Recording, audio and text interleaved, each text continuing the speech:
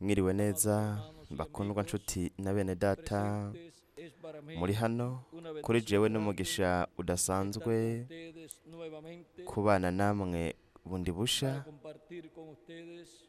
kugira ngo sangire namwe umwanya wo kuyaga ku ijambo ry'Imana hamwe no ku mugambi wayo uhwanye n'iki gihe ca nyuma, iki gihe twebwe turiko turabamwo. Haravuga muri Yohana igice ca mbere umurongo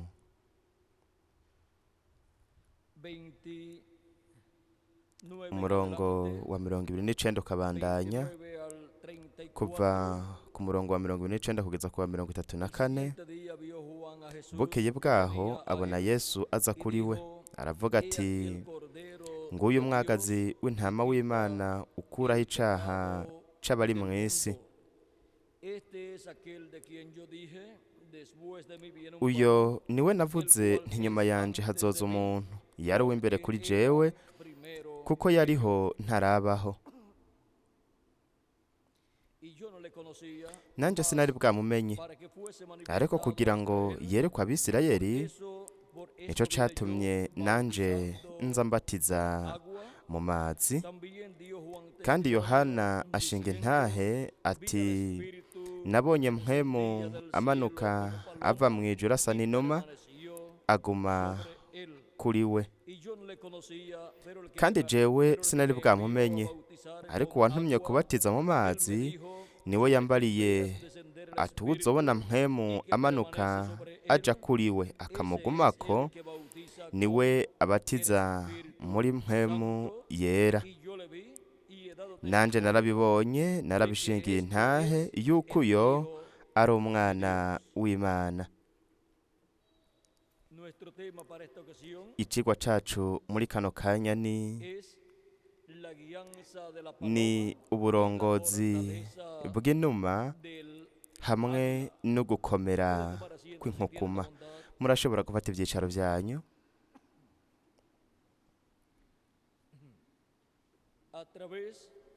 Biciye mu vyanditswe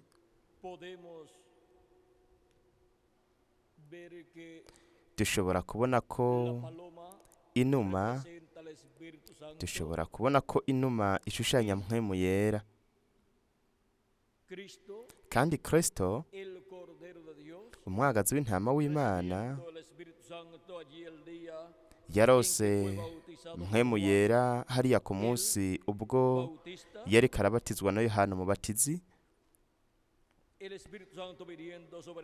Mpwemu yera yaje kuri Yesu kugira ngo amurongore mu bukozi bwiwe bwose, mu buzima bwiwe bwose. Mwitegereze inuma, mpwemu yera mu buryo bw'inuma, mpwemu yera ashushanijwe n'inuma, yaje kugira ngo arongore umwagazi w'intama w'Imana Yesu Kristo.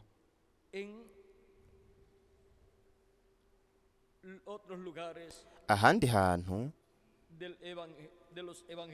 mu butumwa bwiza turabona ko igihe Yesu yaja kubatizwa, nk'akarorero muri Matayo igice ca 3 umurongo wa 13 kugeza ku wa 17, haravuga ngo ico gihe Yesu ava i Galilaya aja kuri Yorodani aje kuri Yohana azanywe no kubatizwa nawe. Ariko Yohana agomba kumwankira ati, ko ari jewe nkwiye kubatizwa nawe, nanuje kuri jewe? Yesu aramwishura ati, bikunde, kuko ari vyo bidukwiye ngo dushitse ukugororoka kose. Ubundi aramukundira. Yesu amaze kubatizwa aca ava mu mazi, maze ijuru riruguruka, abona mpwemu w'Imana amanuka asa n'inuma amugwako. Buno rero ijwi riva mw'ijuru riti, uyu niwe mwana wanje nkunda akampimbara. hanyuma mu gice cya kane umurongo wa mbere ukabandanya ariho habandanya havuga ngo buno Yesu aduganwa na mpwemu mu bugaragwa ngo ageragezwe n'umugwanizi. Rero murabe ingene Yesu yarongowe na mpwemu yera ashushanijwe n'inuma. Mpwemu yera yinjiye mu ngoro yiwe muntu, kandi ingoro yiwe muntu ngaho yari Yesu. Hanyuma ayobora arongora Yesu mpwemu yera. Nico gituma mu yandi majambo Yesu yavuga ngo nta kintu na kimwe nkora mvyigeneye, ariko uko mbonye data abikoze nanje niko ndabikora. Ndetse kandi yaravuga yuko atana kimwe avuga vyigeneye, ariko ko avuga ivyo yumvise data avuze. Nico gituma igihe yasengera abigishwa biwe yavuze muri Yohana, yaravuze ati data ubeze mu kuri, ijambo ryawe niryo kuri. Kandi yaravuze ati nabahaye ijambo ryawe, nabo bararyakiriye. Ijambo Kristo yahaye abigishwa biwe ryari ijambo Imana yari yamuhaye. Murabe hano haravuga mu gice cya 17 muri Yohana mutagatifu umurongo wa 5 ukabandanya haravuga ngo canke kuva ku murongo wa 4, nagushimagije mu isi nonosoye igikorwa wampaye gukora. Nanone data unshimagizanye nawe, unshimagirishe bwa bwiza nahoranye ndi kumwe nawe isi itararemwa. Nahishuriye izina ryawe abantu wampaye mu bisi, bari abawe urabampa, kandi bitondeye ijambo ryawe. None bamenye yuko ibyo wampaye byose biva kuri wewe, kuko amajambo wampaye nayabahaye, nabo bakayakira, bakamenya by'ukuri ko naturutse kuri wewe, bakizera ko ari wewe wantumye. Ndabasabira, sinsabira ab'isi, ariko nsabira abo wampaye, kuko ari abawe, kandi ibyanje byose ni ibyawe, n'ibyawe nabyo ni ibyanje, kandi nashimagijwe muri bo. Sinkiri mu isi, ariko bo bari mu isi. Nanje ndaje kuri wewe data wera, nanje ndaje kuri wewe data wera. Ubazigamire mu izina ryawe wampaye, ngo babumwe nk'uko natwe turi. Nkiri kumwe nabo nabazigamiye mu izina ryawe wampaye. Narabashibamye ko, kandi nta n'umwe muri bo yapfuye rubi, atari wa mwana wo gupfa rubi, kugira ngo ibyanditswe bishike. Ariko none ndaje kuri wewe, kandi bibivuga ndi mu isi, kugira ngo bagire umunezero wanje wuzure muri bo. Nabahaye ijambo ryawe, kandi ab'isi barabanka, kuko atari ab'isi nk'uko nanje ntari uw'isi. Singusaba ngo bakure mu isi, ariko ngo barinde wa mubi. Si ab'isi nk'uko nanje ntari uw'isi. Ubeze mu kuri, ijambo ryawe niryo kuri. Nk'uko wantumye mu isi, niko nanje nabatumye mu isi. Kandi nanje niyeza ku bwabo, kugira ngo nabo babe bejejwe mu kuri. Sinsabira abagusa, ariko ndasabira n'abo bazonyizera kubw'ijambo ryaba, kugira ngo bose babumwe nk'uko wewe data uri muri jewe, nanje nkaba muri wewe, ngo nabo babe ariko baba muri twebwe, ngo isi yizere ko ari wewe wantumye. Nanje nabahaye ubwiza wampaye, ngo babumwe nk'uko natwe turi umwe, jewe mbe muri bo nawe ube muri jewe, ngo bahingurwe babe umwe, kugira ngo isi imenye ko ari wewe wantumye ukabakunda nk'uko nanje wankunze. Data, abo wampaye ndagomba kwaho ndi nabo bahabana nanje, ngo barabe ubwiza bwanje wampaye,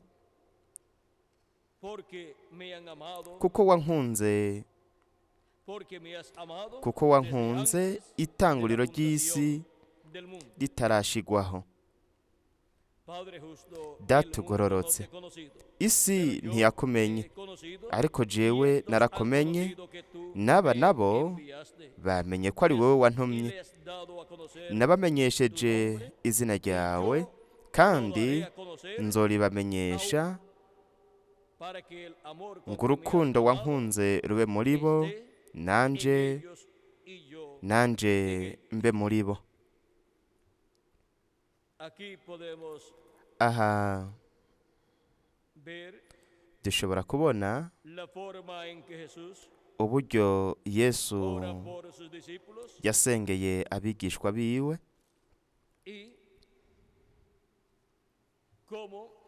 n'ingene Yesu avuga kuri mpwemu yera yarari muri we, hanyuma akazoba no muri bo nabo. Aha turabona Yesu ariko asengera abigishwa biwe,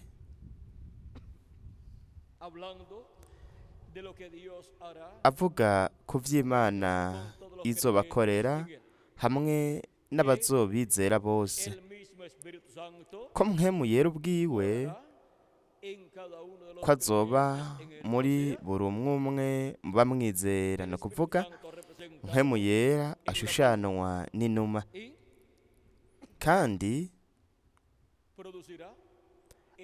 azokora ukuvuka ubwa kabiri, bazovukira mu bwami bw'Imana, kuko mpwemu yera niwe yateye igitutu Mariya, hanyuma aremera mu nda ya Mariya ujya mubiri wavukiye i Betelehemu Yudaya, hanyuma mw'urya mubiri mpwemu yera niho yinjiye aba muri wo, arawurongora buri gihe, kandi ibintu byose yavuga nibyo mpwemu yera yaba yashize mu kanwa kiwe kugira ngo abivuge.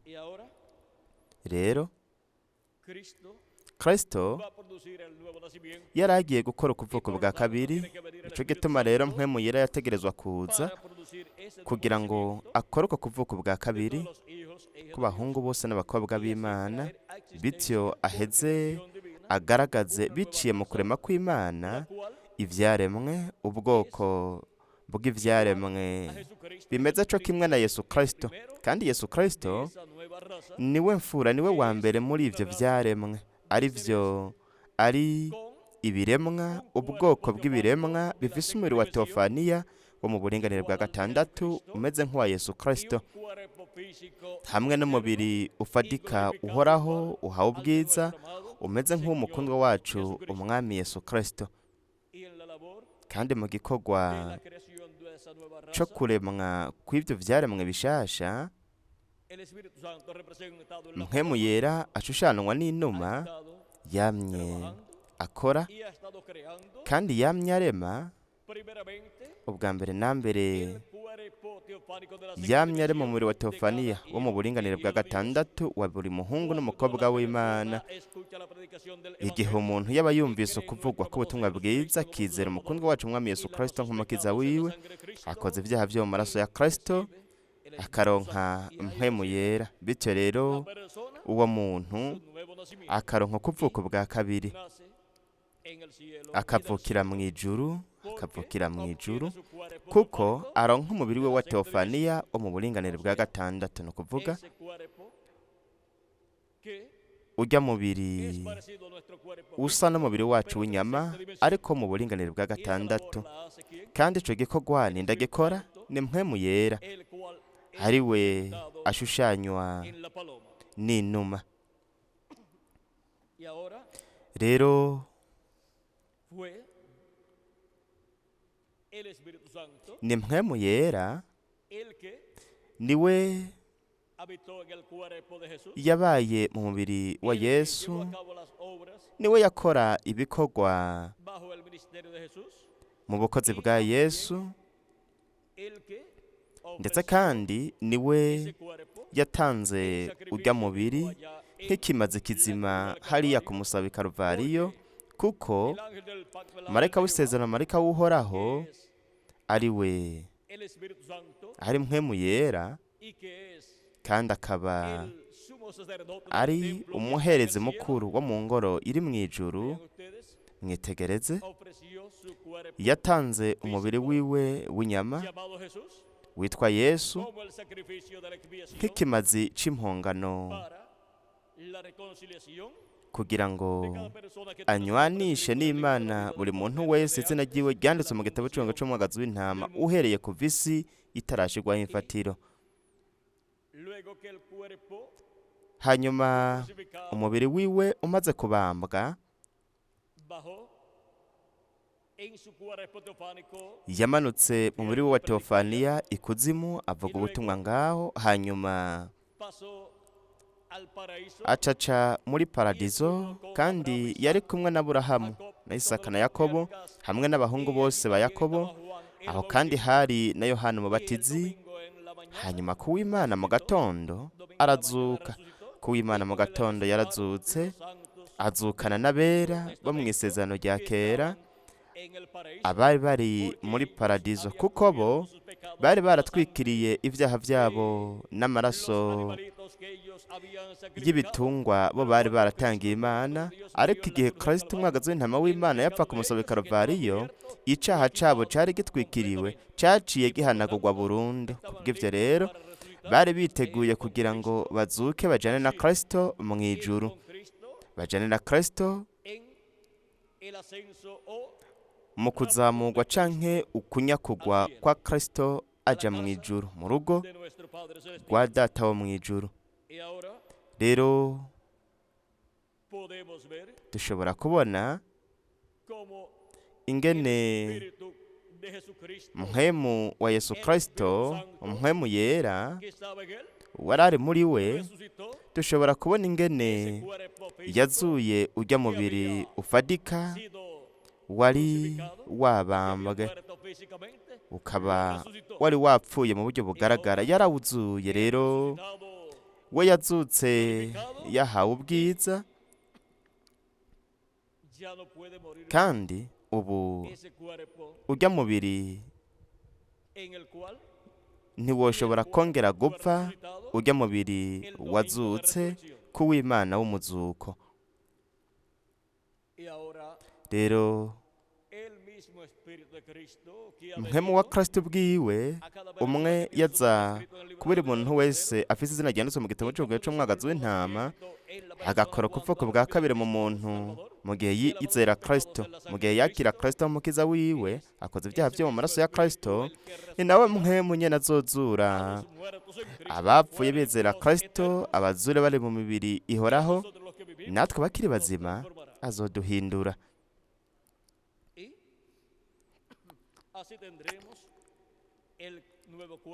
Uko niko rero tuzogira umubiri musha, umubiri uhoraho kandi uhawe ubwiza, kandi tuzoba atari gusa mu mubiri wa teofaniya umeze nk'uwa Kristo, ariko no mu mubiri ufadika nawo, kuko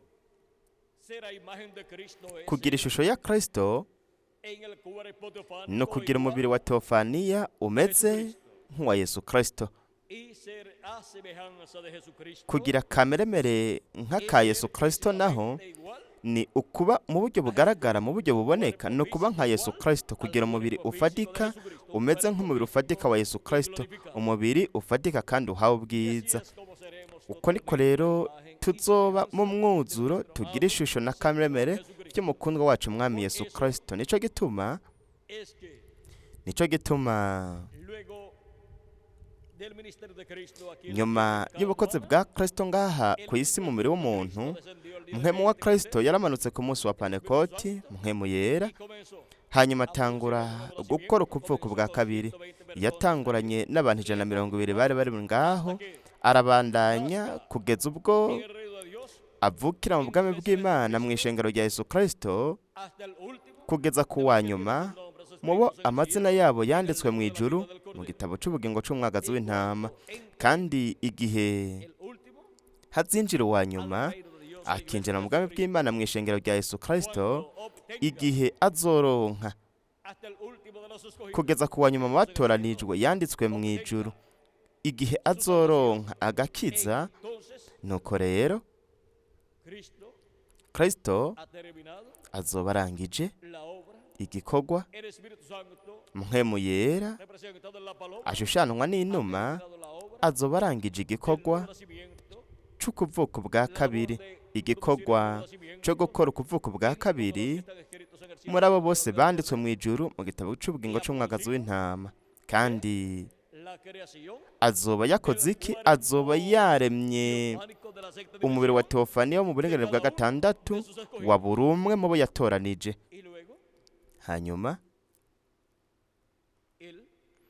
hanyuma aza ku munsi wa nyuma akigaragaza Kristo bwiwe muri mpwemu yera, yigaragaza ku munsi wa nyuma igihe azorangiza kugeza ku wa nyuma mu bo yatoranije.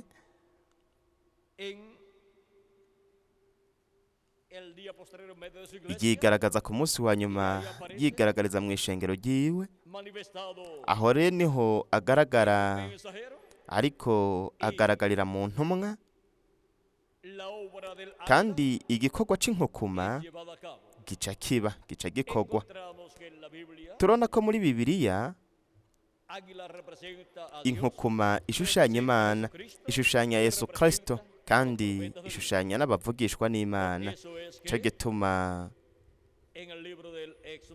mu gitabo cyo Kuvayo igice ca 19 hatubwira, duhereye ku murongo wa 3,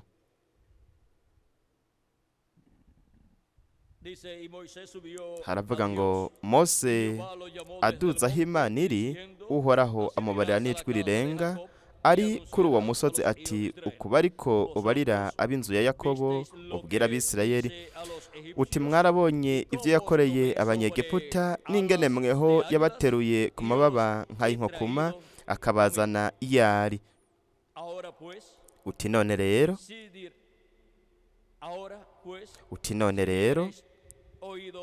nimwamwumvira by'ukuri mukitondera isezerano ry'iwe, muzomubera inyegu yiharije yitoranirije mu mahanga yose. Uti kuko isi yose ari iyiwe, kandi muzomubera ubwami, ubwoko bw'abaherezi, ihanga ryera. Ayo majambo aba ariyo ubwira Abisirayeli.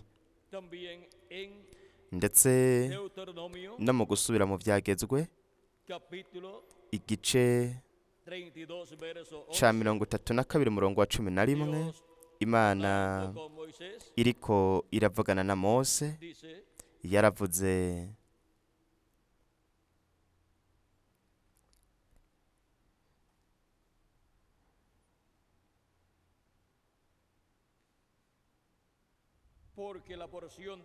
kuko abantu b'Uhoraho, igice ca 34 umurongo w'9 kugeza ku wa 12, haravuga ngo kuko abantu b'Uhoraho ari bo mugabane wiwe, aba Yakobo nibo shamvu yaho yegereje ibango.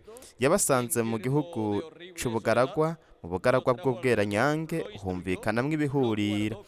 abakikiza irya nino, arababungabunga, abazigama nk'imbone y'ijisho, nk'uko inkukuma ikangura ivyana vyayo mu cari, igahungiriza amababa hejuru yavyo, igasanza amababa, ikabijana, ikabiheka ku mababa yayo. Uko niko Uhoraho yagenda abarongora wenyene, ata mana y'inyamahanga yari kumwe nawe. Aha turabonye ingene Imana ishushanywa n'inkukuma.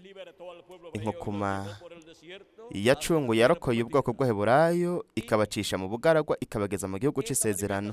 Kandi uku kugaragara kw'Imana biciye mu mvugishwa n'Imana Mose kwabaye ukugaragara kw'inkukuma, kuko inkukuma ishushanya abavugishwa n'Imana, ndetse kandi n'abahungu bose n'abakobwa b'Imana nabo nyene bashushanywa n'inkukuma, kuko Imana yaravuze mu ijambo ryayo biciye mu mvugishwa Yesaya mu gice ca 40 umurongo wa 31.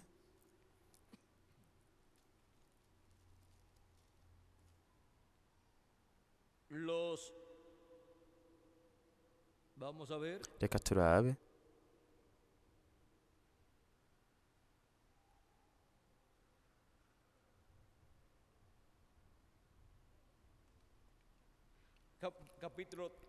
Igice ca 40 umurongo wa 48 kugeza ku 31 haravuga ngo, ntiwari bwabimenye, nturavyumva, Uhoraho n'Imana ihoraho, canke Yahwe, canke Yehewehe,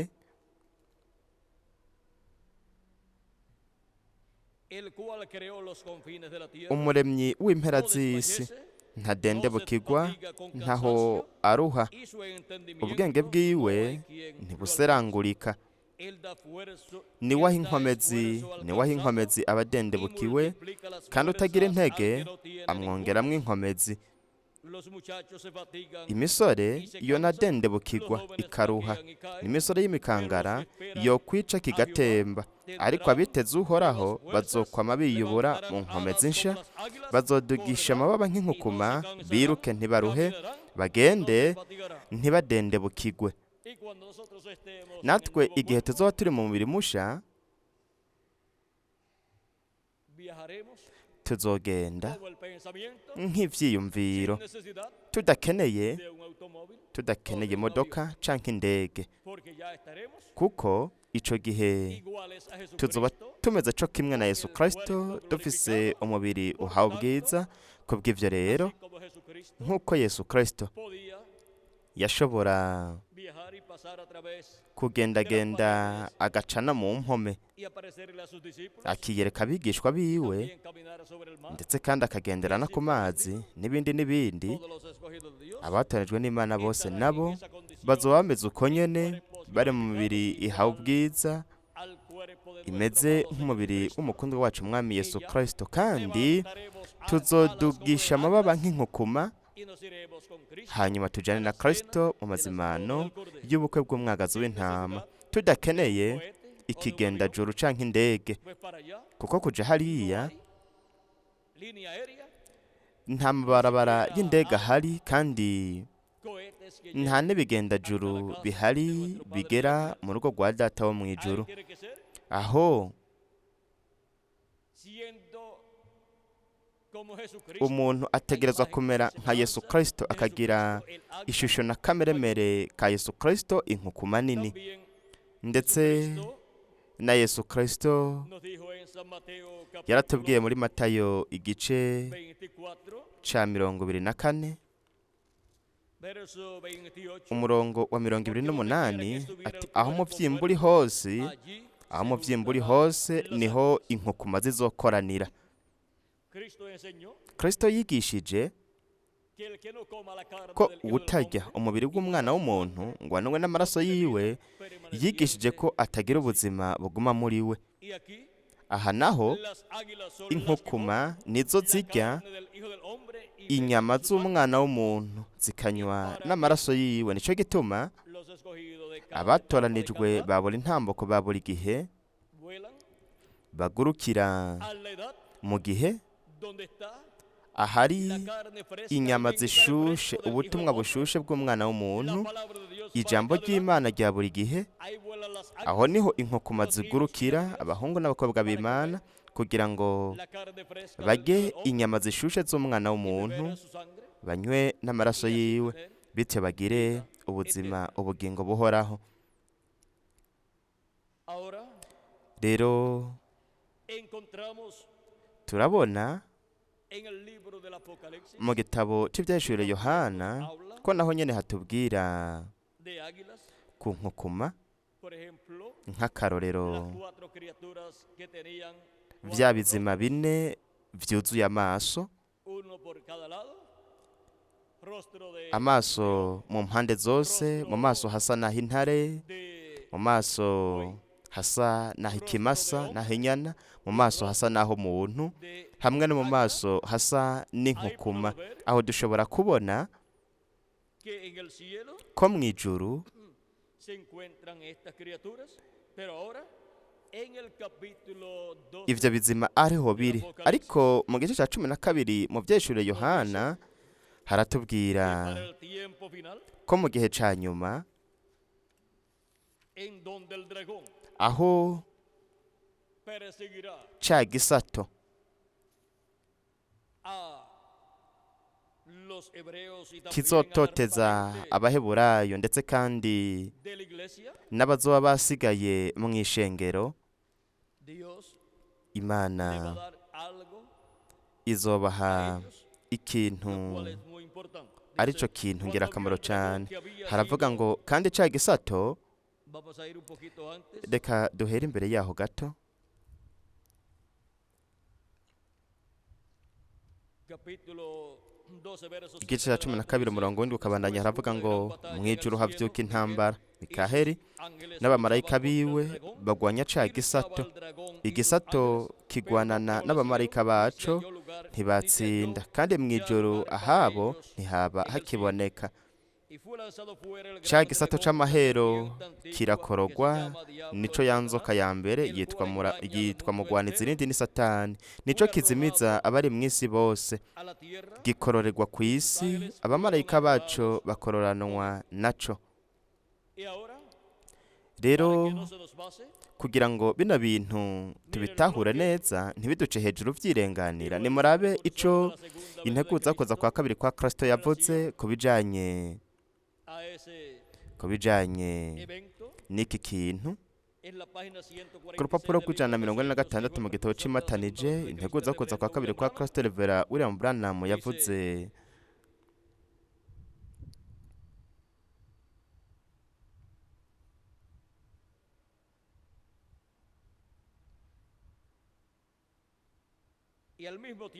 yavuze ati, kandi mw'ico gihe nyene umugwaniza akoroka avuye mu ijuru akambara umubiri mu muntu, mpwemu yera araduga akaza yambaye umubiri mu muntu. Rero dushobora kubona ko umugwanizi mu gukorogwa akava mu ijuru azokwambara umubiri mu muntu, uwo ni umuvugishwa w'ikinyoma, antikristo, igikoko. Ariko ku rundi ruhande, ku ruhande rw'umugambi w'Imana, mpwemu yera, Kristo, marayika w'isezerano, aza yambaye umubiri mu wundi muntu.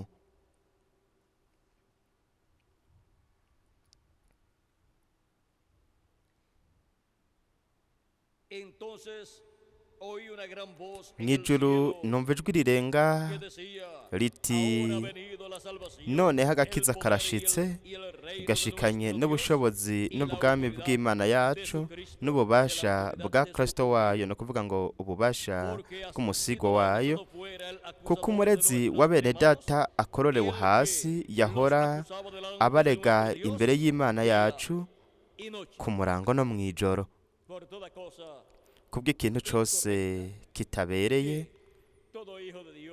ikintu cose kitabereye umwana w'Imana wese yakoze canke ico akora ababayeho muri iki gihe, umugwaniza arabarega mw'ijuru muri sentare y'Imana. nuko rero La recomendación es que los hijos de Dios impanuro notanga nuko abana b'Imana bokwirinda y así bityo eviten problemas. bakirinda ibibazo. Pero ahora llega un ariko tiempo en que el hazogera diablo es igihe arrojado ubwo del cielo, umugwaniza azokorogwa ave mu ijuru, porque ya se cierra el kuko caso de los hijos de Dios. iby'abana b'Imana bizoba byamaze Se ha kurangira completado kandi por todos hazoba los hijos de hamaze Dios, gukwira kuzura los cuales han sido igitigiri redimidos con la c'abana sangre de Cristo. b'Imana aribo bacunguwe na Kristo, kandi umugwanizi rero No puede ser más acusaciones ntazoshobora en el kongera kuja kubarega mu ijuru. cielo. Y vean, Kandi murabe haravuze ngo dice que el diablo es el havuga acusador ko de umugwanizi nuestros hermanos. Dice, ari porque umurezi wa bene data. Havuga ngo kuko umurezi wa bene data akorerewe hasi yahora barega imbere y'Imana yacu umurango niki no mu ijoro, y ellos le han vencido por medio nabo de la sangre bamunesheje del amaraso y'umwagazi w'intama, porque la sangre del cordero kuko amaraso y'umwagazi w'intama la que nos limpia de todo niyo pecado, atwoza ibyaha byose. y el diablo al Kandi acusar umugwanizi delante de Dios, mu kuturega imbere y'Imana, nosotros bajo la sangre natwe de tukaba Cristo, turi munsi y'amaraso ya Kristo, confesando twatura nuestros errores y nuestros amakosa pecados. yacu n'ibyaha byacu. Nuko rero Dios mira, Imana iravye no ve ningún pecado, nta caha na kimwe ibona, kuko amaraso ya Kristo aba yabihanaguye yabikuyeho. Ico gituma iyo mukoze ikosa runaka canke ifuti runaka canke mugacumura, mwibuke mwaturire Kristo ibyaha byanyu kugira ngo bityo bikugweho bihanagugwe. Ntimugerekeranye ibyaha bitandukanye. Mwibuke yuko umurezi wa bene data bose hamwe natwe twese arega imbere y'Imana abana b'Imana bose umurango nijoro. Kandi wewe wigumiye mu maraso ya Kristo buri gihe ukama Kristo umwaturira ibyaha byawe, ibyaha byawe ntibigaragara imbere y'Imana kuko bikugwaho n'amaraso ya Kristo. Nico gituma hano havuze ngo nabo bamunesheje iki? Amaraso y'umwagazi w'intama n'ijambo ryo gushinga intahe kwabo. Ntibakunda amagara yabo, ntibanka no gupfa. Nuko noneho munezerwe mw'amajuru namwe abayabamwo. Ibara rizobonwa n'isi n'ikiyaga, kuko umugwanizi yabamanukiye ari n'inzigo nyinshi, azi ko afise igihe gito.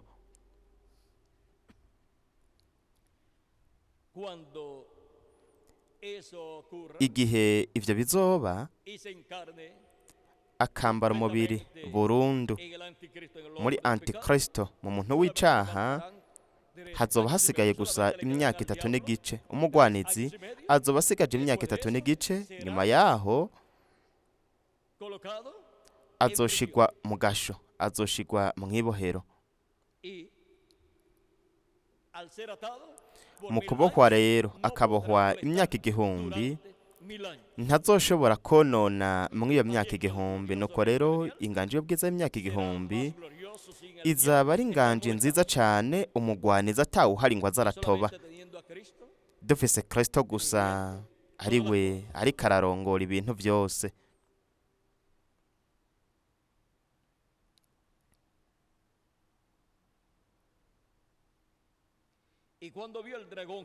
Kandi ca gisato kibonye yuko gikororewe ku isi gihiga wa mugore yavyaye umuhungu, umugore ahabwa amababa 2 y'inkoko manini kugira ngo agurukire mu bugaragwa ahantu hiwe,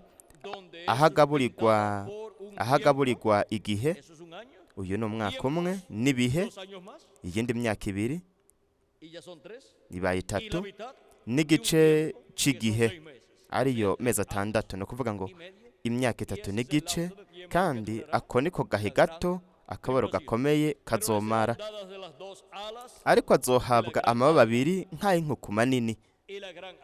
Inkoko manini si kindi uretse umukundwa wacu Mwami Yesu Kristo. Umwana w'umuntu ni inkukuma las nini alas del kandi gran águila, amababa las y'inkukuma alas del nini Hijo del Hombre, amababa son y'umwana los w'umuntu ministerios de ni ubukozi bwa Moisés y Elías. mose na Por eliya eso los ministerios cyo de Moisés y gituma Elías ubukozi les bwa son mose na dados al pueblo eliya buhabwa ubwoko en el bw'aheburayo tiempo final. mu gihe ca Esos nyuma son los dos olivos, iyo ni imyelayo los ibiri ministerios de Moisés y Elías, ubukozi bwa mose na que eliya tendrá el pueblo hebreo abaheburayo bazogira defender al pueblo hebreo kugira ngo de bushigikire burinde ubwoko bw'aheburayo ico gisato c'amahero inzoka ya kera ariwe mugwanizi Satanás, el satani cual es echado del cielo ariwe akorogwa akava mu ijuru en el falso profeta. akazoca yambara umubiri mu mvugishwa w'ikinyoma muri antikristo umuntu w'icaha Tiempo final. muri iki gihe ca nyuma ariko murabe ingene kristo ashigikira ubwoko bw'aheburayo aho we Tiene también afise kandi 144,000 ibihumbi 144 vy'abatoranijwe estarán bazoba bajo la protección. bari mu burinzi bw'Imana.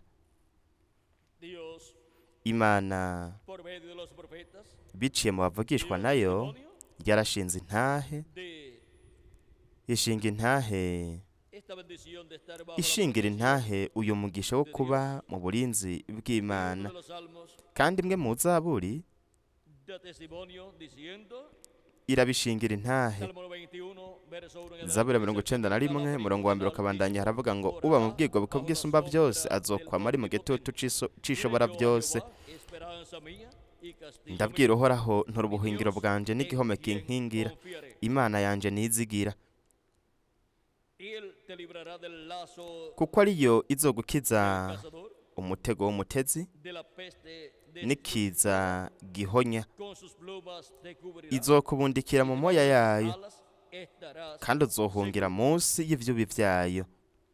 y aquí Hano naho esto para el pueblo hebreo ibi ku bwoko el bw'Aheburayo cumplimiento mu gushitswa de mu esa gushitswa semana, de esa segunda parte de la semana kwiriyinga 70, iki gice ca kabiri c'iyinga rya será una 70 realidad ibi bizohinduka ukuri ku bwoko bw'Aheburayo bajo las alas aho de los munsi hijos y'amababa de ya nyene ububasha bwose hazoba hari ibihumbi 144 vy'Abaheburayo cubiertos por las alas bitwikiriwe bipfutswe n'amababa ya nyene ububasha bwose bipfutswe n'amababa y'izuba ry'ubugororotsi bipfutswe n'ubukozi bwa Mose na Eliya ubukozi bwa Mose na Eliya estarán seguros los bazoba batekanye bino bihumbi 144 vy'Abaheburayo.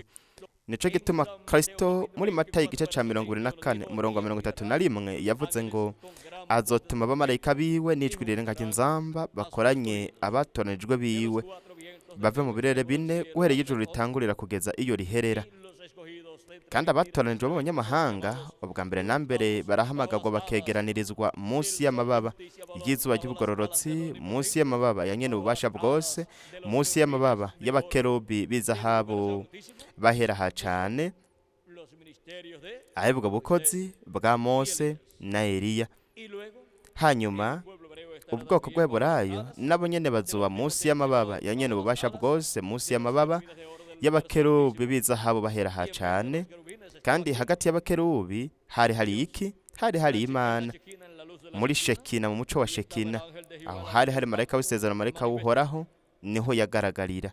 y ahora Rero el pueblo hebreo ku bwoko bw'Aheburayo tenemos la promesa turafise isezerano dadas las ko bazohabwa amababa gran águila del y'inkukuma nini, inkukuma nini ni ukuvuga ngo los ministerios ubukozi de ubukozi Moisés y bwa Mose na Eliya. Kristo avuga ku kuza k'umwana w'umuntu, ku kuza kw'ino nkukuma nini, yaravuze ko umwana w'umuntu azoza azananye n'abamarayika biwe agaheza akishura umwe wese ibikwiranye n'ivyo yakoze. Matayo mutagatifu capítulo igice ca 16 versos umurongo 27 wa 27 en adelante, ukabandanya donde nos dice, ahatubwira hati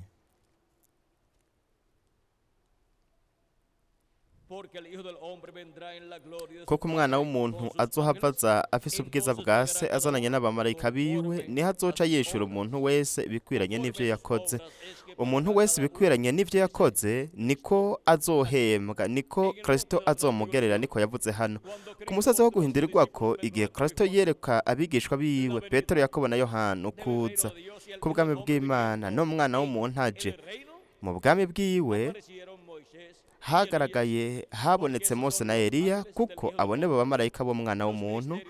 Ubukozi bwa Mose na Eliya kugira ngo bugaragare ku isi mu kuza k'umwana w'umuntu, mu kuza kw'inkukuma nini,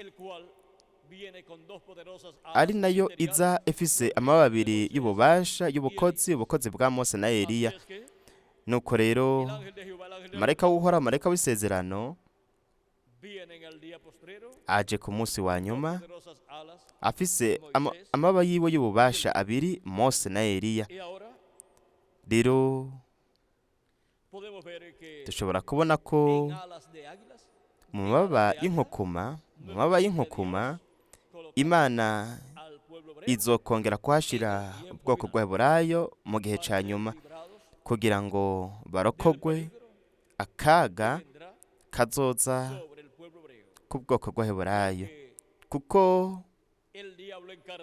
umugwanizi yambaye umubiri muri Antikristo azogerageza guhonya ubwoko bw'Aburayo, ndetse no guhonya abazoba basigaye mu ishengero rya Yesu Kristo, bazosigara ku isi aribo nkumi z'ibijuju canke inkumi zitagira ubwenge, zidafise amavuta mu matara yazo. Abo bazotegerezwa guca mu kababaro gakomeye. Ngaha rero tubandanye turabe.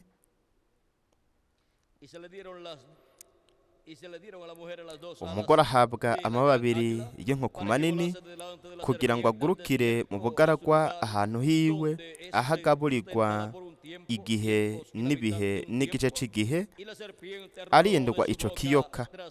Ico kiyoka gisendanisha amazi nk'uruzi avuye mu kanwa kaco inyuma y'uwo mugore, kugira ngo kimutwaze uruzi, amazi ameze nk'uruzi. Izo ni ingabo zo mu bihugu bitandukanye za babami 10, babandi bazoha ubutware bwabo n'ububasha igikoko. Murabe mu vyeshure Yohana mu gice ca 19 umurongo wa 19 nyene haravuga ngo, mbona ca gikoko n'abami bo ku isi n'ingabo zabo bakoraniye kugwanya ivyagiye kuri ya farasi n'ingabo ziwe. Izi nizo nzuzi z'amazi ico kiyoka gisendanisha inyuma y'uwo mugore. Nico gituma mu gihe c'akabaro gakomeye bizoba bigoye cane kubaho ngaha ku isi. Kandi ico kiyoka, mwitegereze, nyuma yo gusendanisha izo nzuzi z'amazi, aho icanditswe kiravuga ngo isi itabara uwo mugore, yasamika akanwa kayo, imira uruzi ca gisato casendanishije. Nuko rero izo ngabo zizogira ibibazo bikomeye gose, zizogira ingorane nyinshi, kuko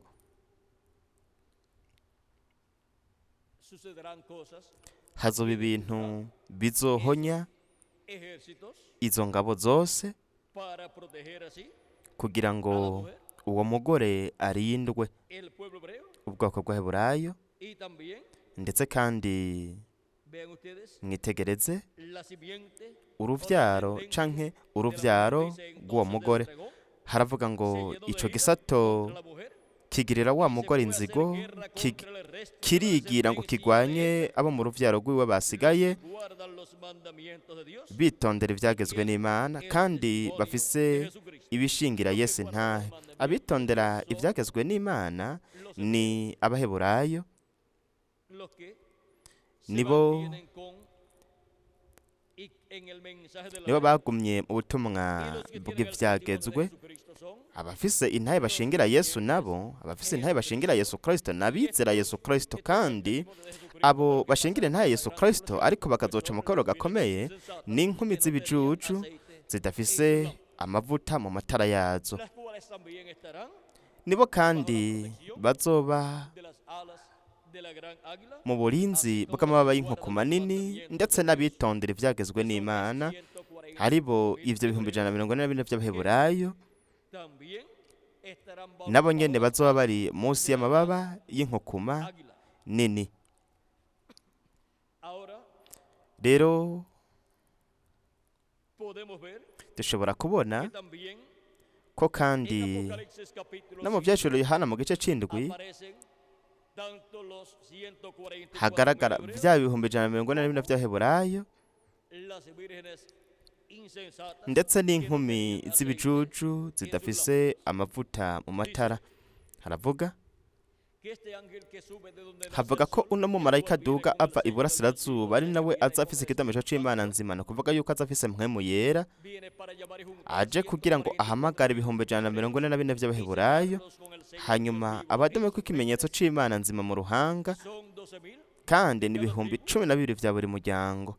Y luego en Apocalipsis Hanyuma mu vyashuro Yohana mu gice ca 14 umurongo wa mbere los encontramos turahabasanga bahagaze con el cordero. Dice, bahagararanye "Y n'umwagazi aquí w'intama." el Haravuga ngo cordero kandi estaba mbona umwagazi w'intama sobre el ahagaze monte de Sión y ku con el musozi 144 Siyoni, ahagararanye n'abantu 144 y el bafise izina nombre de ryiwe su Padre n'izina rya escrito se en la yanditswe mu ruhanga rwabo. O sea que obtienen la Ni revelación ukuvuga yuko barose del uguhishurirwa nombre eterno de Dios kw'izina rihoraho y del ry'Imana nombre nuevo n'izina risha ry'Umwami Yesu Kristo, bajo el ministerio mu bukozi de las alas bw'amababa del gran águila, y'inkoko bajo el manini, ministerio mu bukozi de las alas del sol de justicia, bw'amababa y'izuba ry'ubugororotsi, ari bwo bukozi bw'imyelayo ibiri, Mose na Eliya. que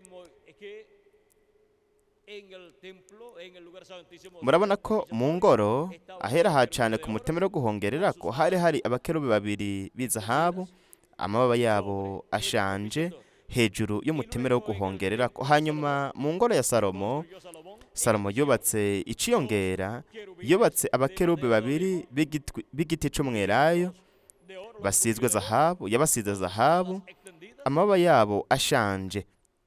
el ala Ibaba ry'iburyo ry'umukerubi yari ari muri uru ruhande pared, ryashika ku ruhome, luego la otra hanyuma irindi baba naryo llegaba hasta el centro ryashika hagati na hagati del lugar santísimo, yahera ha cane hejuru centro, yo hagati y'umutemero wo guhongererako.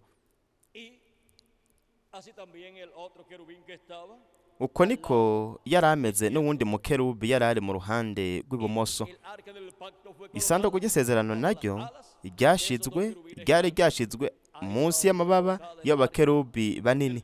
Aho munsi niho hari hashizwe isanduku ry'isezerano. Nuko rero turafise ngaho amababa y'abakerubi b'igiti c'umwelayo basizwe zahabu, turafise kandi n'amababa y'abakerubi babiri b'izahabu bari bari ngaho el propiciatorio. ku mutemero wo guhongerako. Y desde allí era de Kandi aho Dios niho Imana yavuganira n'abantu, sobre el propiciatorio iri ku mutemero wo guhongererako hagati y'abakerubi babiri b'izahabu, niho Imana yavuganira n'umuvugishwa n'Imana Mose. Eso está en Ivyo biri mu el libro del Éxodo, gitabo co Kuvayo capítulo 25, igice ca 25 verso murongo 21 al 22. wa 21 na 22 havuga ngo uheze urumye uwo mutemere wo guhongerako kuri ya sandugu, Y en el arca pondrás el testimonio que yo uyishizemwo vya bishinga intahe nzoguha.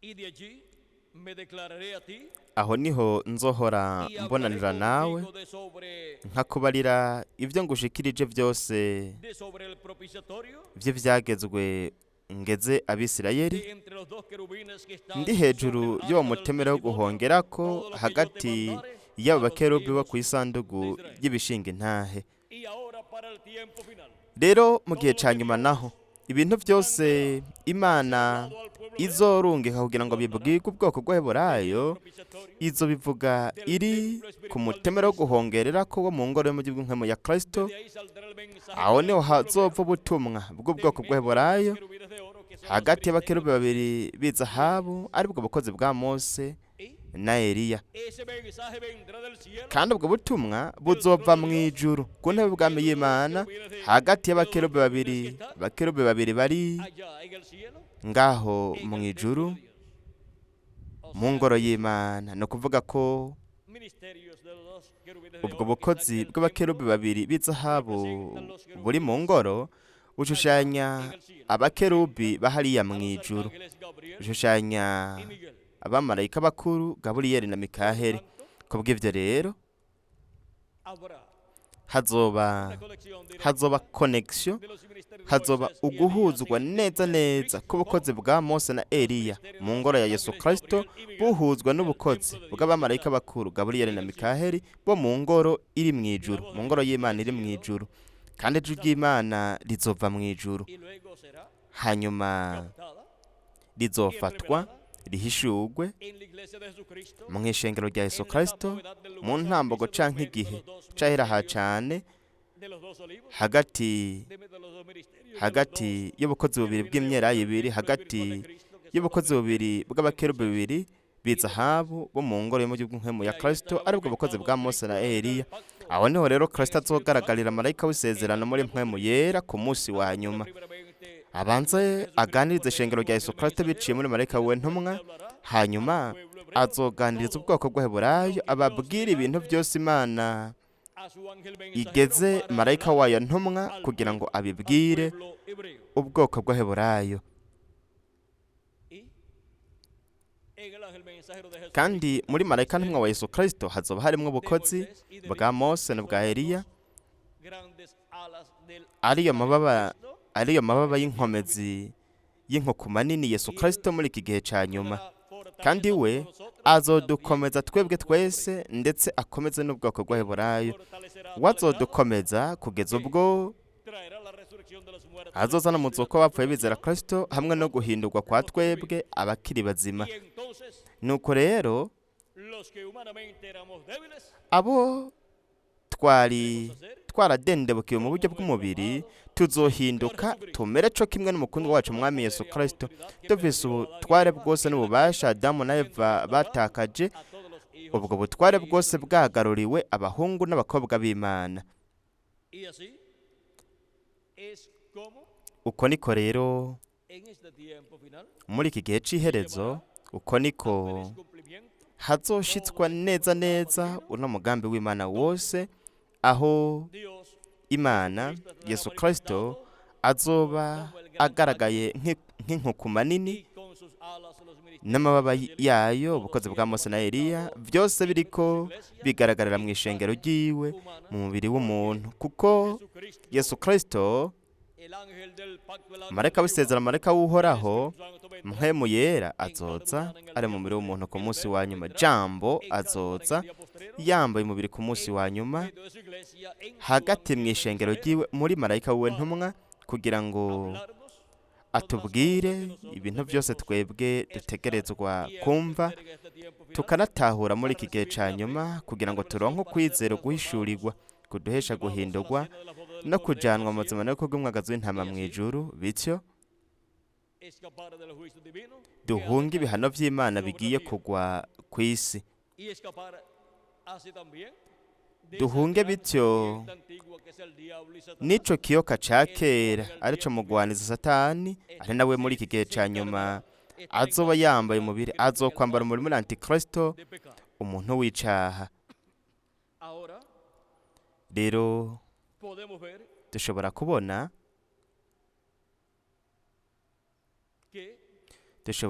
que ko para este tiempo final muri iki gihe ca nyuma hay grandes profecías dushobora kubona ko hariho ubuvugishwa bwinshi butegerezwa han gushitswa, sido cumplidas, bwinshi bwaramaze gushitswa, han sido kandi dados a conocer hagiye haramenyekanishwa ugushitswa k'ubwo buvugishwa, hariho ubundi nabwo buriko buragenda bushitswa, hariho n'ubundi buvugishwa buzoshitswa mu nganji y'imyaka igihumbi.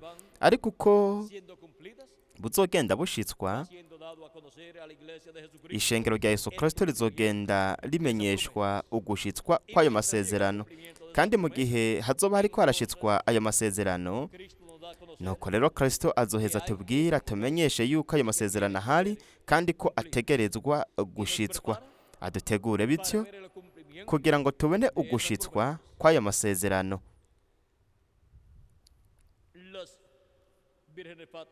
Inkumi z'ibicucu ari nazo zica mu kabaro gakomeye, ari nazo zishiburirwa mu mwijima wo hanze, ariko nyuma y'inganji y'imyaka igihumbi bakazozuka kandi bazociga urubanza binjire mu bugingo budashira. Murabe hano zino nkumi z'ibicucu canke inkumi zitagira ubwenge, mu vyashoro Yohana mu gice c'indwi umurongo w'icenda ukabandanya, haravuga ngo hanyuma y'ivyo mbona ishengero ryinshi atawoshobora kuriharura, bo mu mahanga yose n'imiryango yose n'amoko yose n'indimi zose, bahagaze imbere y'iyo ntebe n'imbere y'umwagazi w'intama, bambaye imvune zera, bari n'amashami y'ibigazi mu minwe. N'abantu benshi ata muntu n'umwe yoshobora kubaharura, bo mu mahanga yose ndimi n'amoko yose, no kuvuga ngo abo mu banyamahanga bose. Basemerera n'ijwi rirenga bati, agakiza n'ak'Imana yacu, ivyagiye kuri irya ntebe n'ak'umwagazi w'intama. Abamarayika bose bari bahagaze bakikije ino ntebe, bakikije n'aba bakuru na vya binyabugingo, bikubita hasi bubamye imbere y'intebe basenga Imana bati amen, umugisha, bati amen, umugisha no guhimbazwa n'ubwenge n'ishimwe n'icubahiro n'ububasha n'ubushobozi n'ivy'Imana yacu ibihe bitazoshira, amen. Umwe muri ba bakuru arambaza ati, aba bambaye imvune zera ni bande kandi bavuye hehe? Ndamwishura nti mugenzi, ni wewe wabimenya. Arambwira ati, aba n'abavuye muri wa mubabaro mwinshi, kandi bamesuye imvune zabo, bazezesha amaraso ya wa mwagazi. Nico gituma baba imbere y'intebe y'Imana, bakayikorera mu rusengero rwayo ku murango no mw'ijoro. Kandi vyagiye kuri irya ntebe, izosanze ihema ryayo hejuru yabo. Ntibazoba bakigira inzara ukundi, kandi ntibazoba bakigira inyota ukundi, kandi izuba ntirizobarabika canke indugumba yose, kuko wa mwagazi ari hagati ahahanganye n'iyo ntebe azobaragira kandi azobashora ku masoko y'amazi y'ubugingo. Kandi Imana izohanagura amosozi yose, kandi Imana izohanagura amosozi yose ku maso yabo.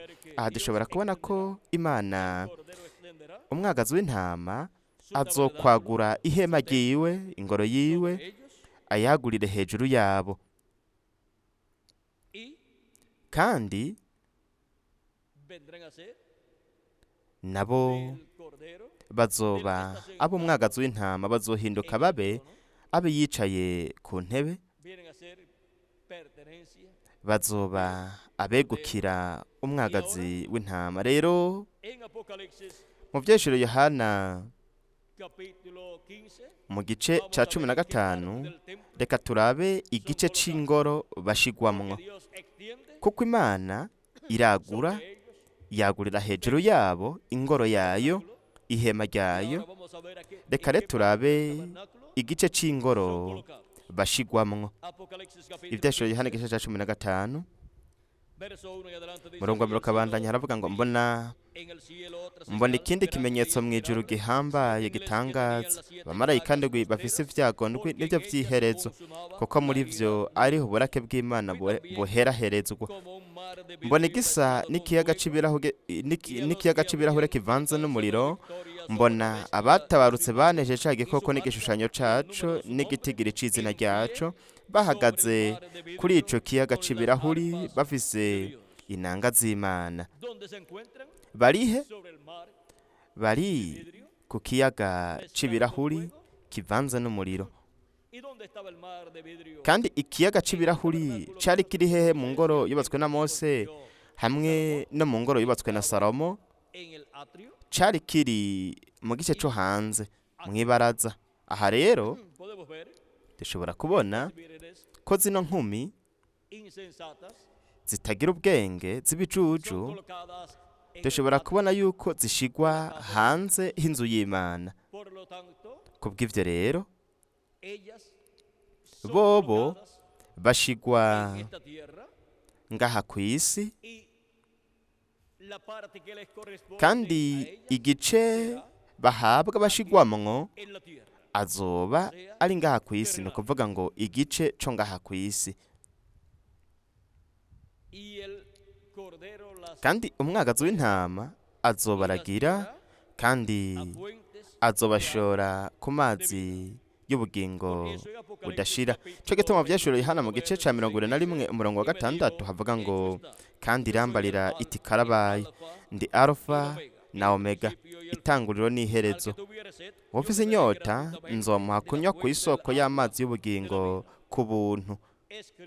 Ni Kristo niwe atanga amazi y'ubugingo budashira, kandi azoyaha zino nkumi zitagira ubwenge z'ibijuju, kuko we azosanza hejuru yabo ihema ryiwe,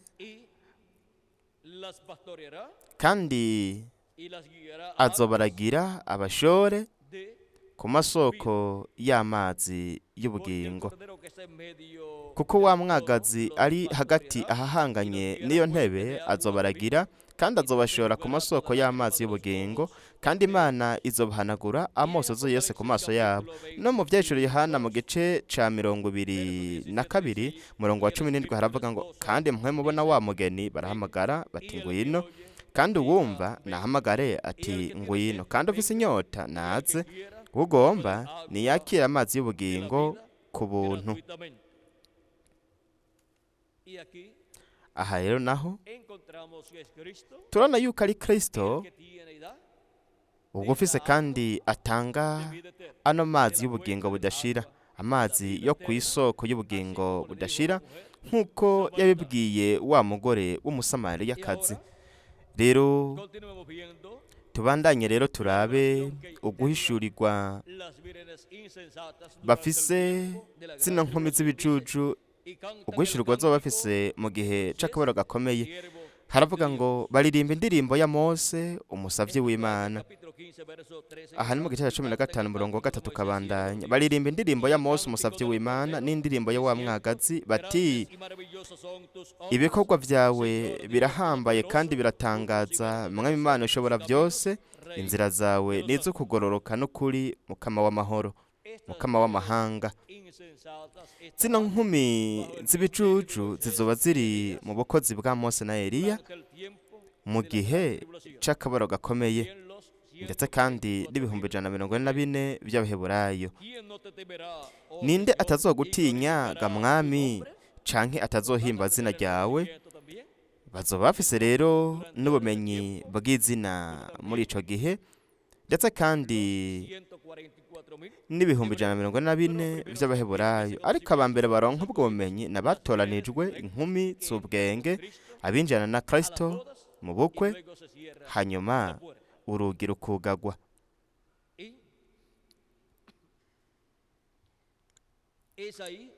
Kandi rero ni ngaho niho mu bukwe niho izina ry'umukwe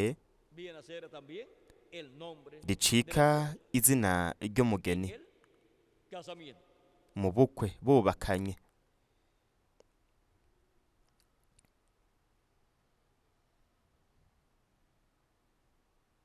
¿Quién no te temerá, oh Señor, y ninde glorificará tu atazogutinyaga nombre? mwami Solo canke tú atazohimbaza eres izina santo, ryawe, por lo cual kuko todas ari las wewe naciones wenyene vendrán wera, y amahanga te yose azoza adorarán, akwikubita imbere porque tus agusenge, juicios kuko se amateka han yawe manifestado. agororotse aseruwe. Después de estas cosas miré, Hanyuma y aquí y'ivyo fue abierto en el mbona cielo huguruka el urusengero templo del rw'ihema tabernáculo ry'ibishinga intahe rwo mu del ijuru, testimonio, o sea, ni ukuvuga el lugar santísimo. ahera ha cane.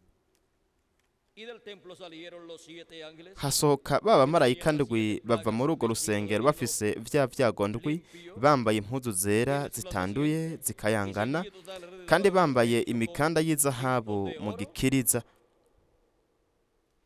y uno de los 4 seres vivientes Kimwe muri vya vestido con binyabugingo 7 bine ángeles, 7 giha corbatas bano de oro, bamarayika ndwi llenas de la inzavya ira de ndwi Dios, z'izahabu que zuzuye vive uburake por los bw'Imana, siglos ibaho de los siglos. ibihe bitazoshira. Y el templo se llenó Rwa de rusengero rwuzura por la umwotsi gloria de Dios uva mu y bwiza por su poder, bw'Imana y nadie podía no mu entrar en bushobozi el bwayo, templo kandi hasta que se hubiese ntawashoboye cumplido kwinjira muri urwo las rusengero 7 plagas gushitsaho de vya los vyago ndwi 7 vy'abo bamarayika ndwi ángeles. vyaheraherejwe.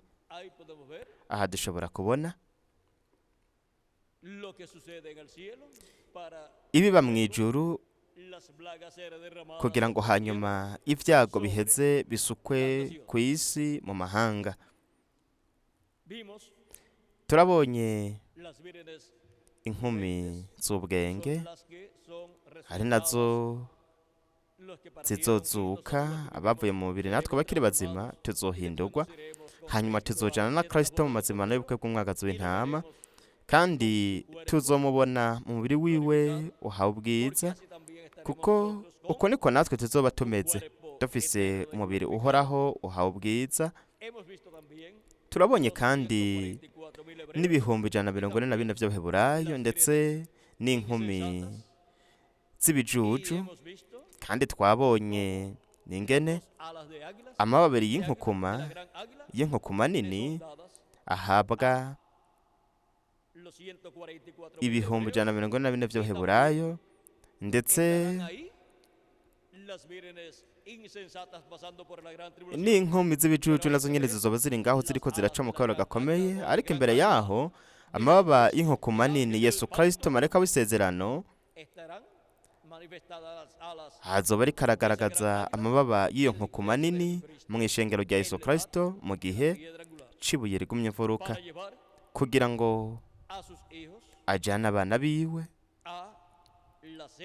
mu mazimano y'ubukwe bw'umwagazi w'intama.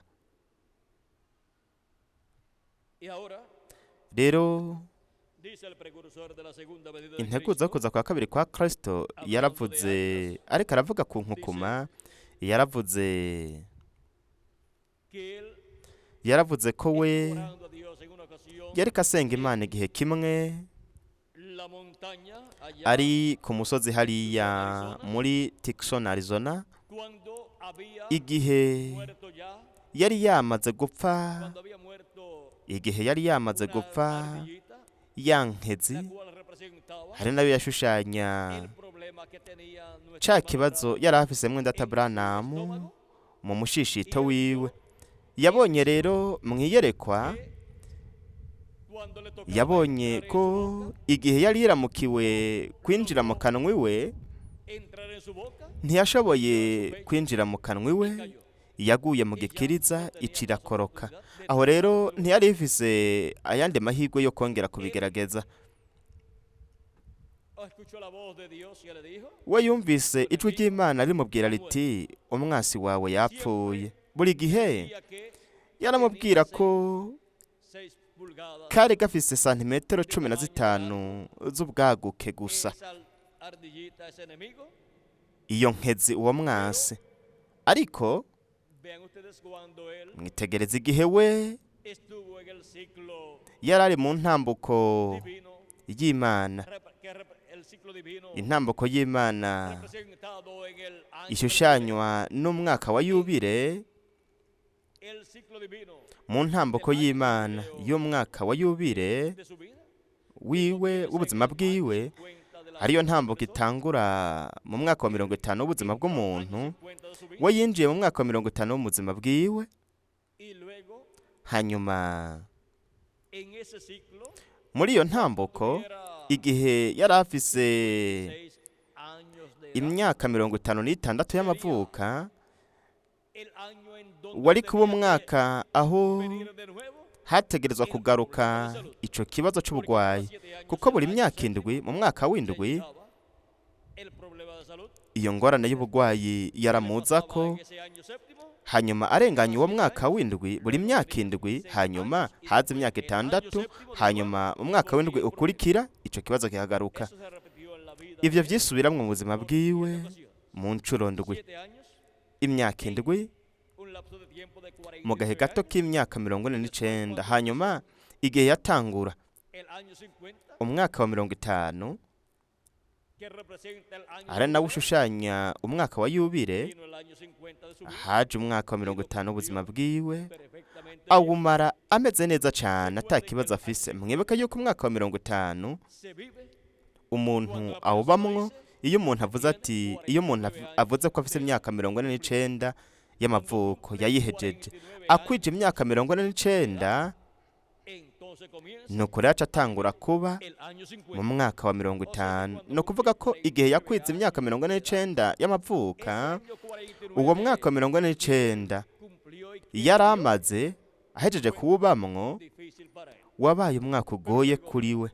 Ariko hanyuma haje umwaka wa 50, Y el año 50, kandi umwaka wa 50 mwibuke que en el año del jubileo ko era umwaka wa el tiempo yubile del cari cumplimiento igihe de la intambako y'Imana yo kugarugwa, y kandi vivió el año 50 yabayemwo mu mwaka wa 50.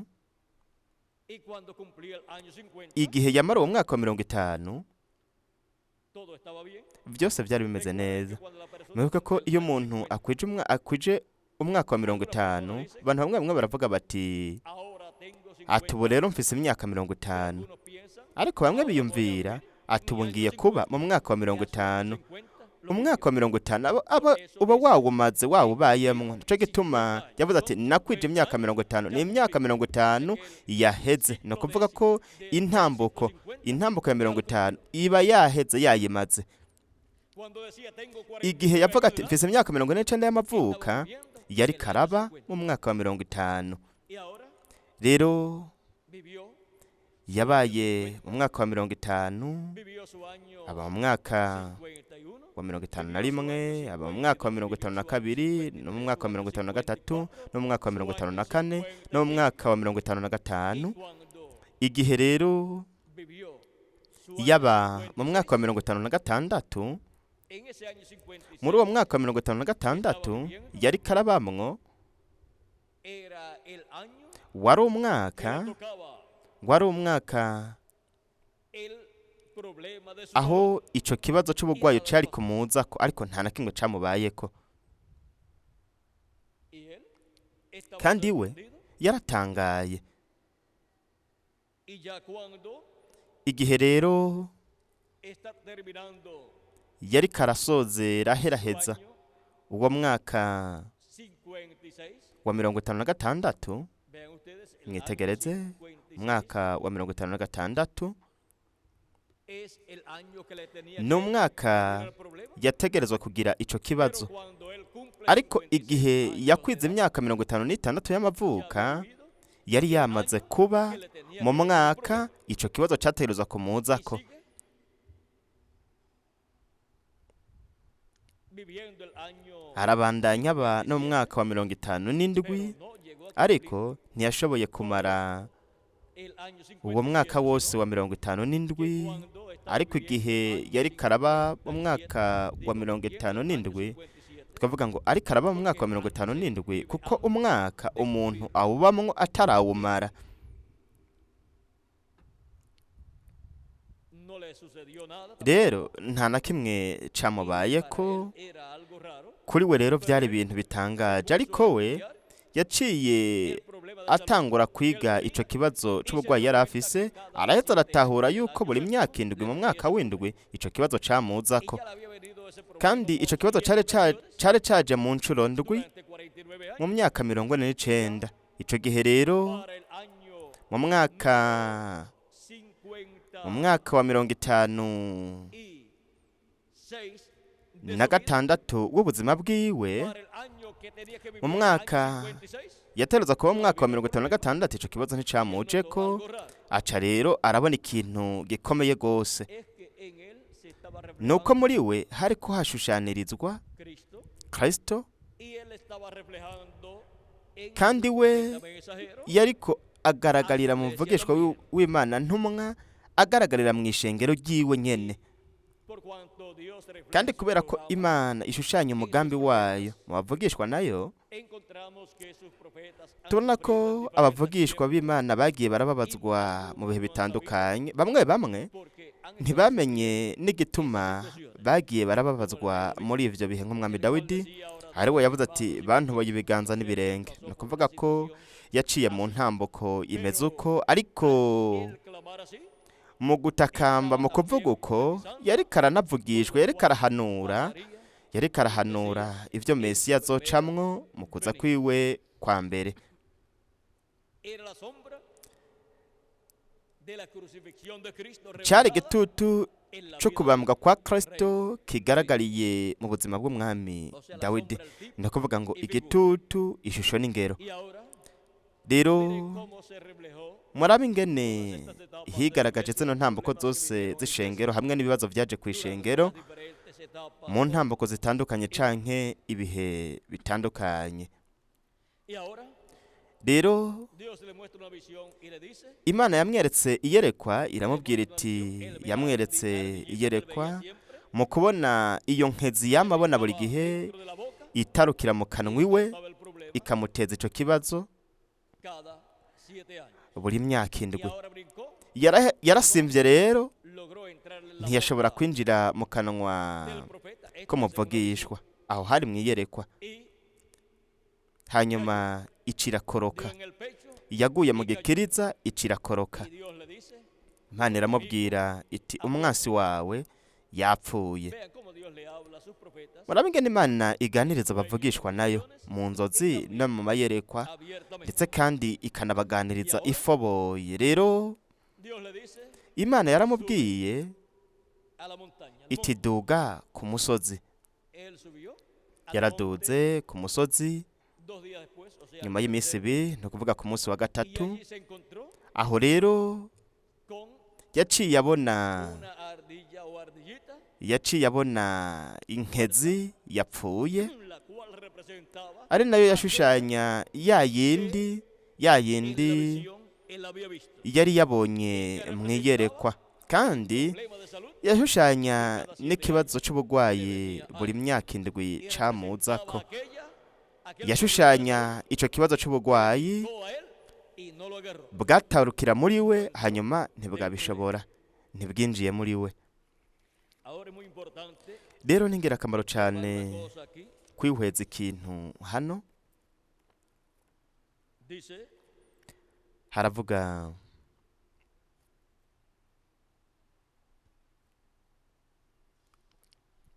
cuando fue allá dice igihe yaje hariya yaravuze y observé que en el ati sendero ndavye estaba casanga una ardilla echada iyo nkezi había saltado sobre yari algo yatawe y mu había nzira fallado, yari yasimbiye ku dando kintu iragihusha contra un montón de icigwa mu bihahe campos. vyinshi Estaba yari muerta, yapfuye pasaba yatobaguwe n'ibihahe por- o sea, por las ni espinas ukuvuga de ko los yari campos. yatobaguwe n'amahwa y'ibihahe Aquella ardilla de iyo rara nkezi apariencia y'ishusho no había itangaje podido sal- ntiyari saltar yashoboye dentro gusimbira de mi boca. mu kanwa iwanje Fue a estrellarse yarahushije contra ica el cactus igwa mu y la bihahe voz del Señor Ijwi dijo, ijwi ry'umwami rirambwira riti umwasi wawe yapfuye ca ndahinda agashitsi imbere yiwe usualmente los cuervos mu bisanzwe tienen comida. ibikona biba Yo que vyaciye matamos biyiga serpientes, un inyuma yaho hariho inzoka nari nigeze kuyica y tan solo estuvo en yamaze la mu carretera nzira media hora. iminota Hay siempre 30 águilas gusa y cuervos volando, hama hariho y inkukuma ellos n'ibikona iban biguruka bica y esa biyitwara ardilla había permanecido iyo allí nkezi yo desde que yari yagumye Cristo ngaho uhereye igihe nabona iryo yerekwa hari haciye iminsi ibiri ndibaza ko hari kuwa gatandatu ni ukuvuga ngo kuwa gatandatu niho yari yagize izo nzozi iryo yerekwa dándole en su boca, ry'inkezi yasimbira mu kanwa iwe Y Dios irahahusha. Imana iramubwira iti había. umwasi wawe yapfuye. Y luego él fue Hanyuma ku munsi wa mbere yaciye aja ku musozi acabona iyo nkezi yapfuye. Haravuga ngo a la montaña el lunes, nagiye ku musozi ku wa mbere yari ngaho rero yapfuye, ca ndayifyonyora n'ikirenge. tantos años dándole problemas. Imyaka myinshi imuteza ico kibazo, Esa ardilla que representaba ariko el problema iyo de nkezi yashushanya ico kibazo c'ubugwayi, mwitegereze, hermano Branham, mwedata Branamu yarayifyonyoye n'ikirenge. y eso es lo que Cristo hará. Kandi ivyo nivyo Kristo azogira, Sus pies de bronce, n'amaguru yiwe y'umuringa utukujwe n'umuriro.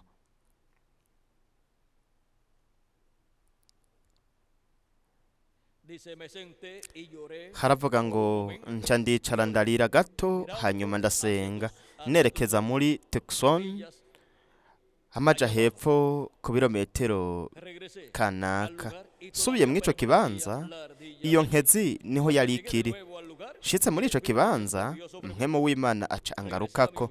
Nca nsubira muhira ndabibwira umugore wanje, ndamubwira nti sinzi uko bizogenda, ariko vuba libraré de azonkiza esta enfermedad. ino ndwara. Y Kandi era algo así, el doctor le cari había dicho ikintu que era algo así. umuganga yari yamubwiye ko ari ibintu vy'ubushe bwo mu mushishito bidakira, Pero miren, ariko murabe estaba reflejando un problema, el problema del vyashushanya ikibazo c'umubiri wange wa Kristo, de Jesucristo. mu mubiri wange wa Yesu Kristo, Durante todas estas etapas, muri izi ntambuko zose canke ibihe vy'ishengero.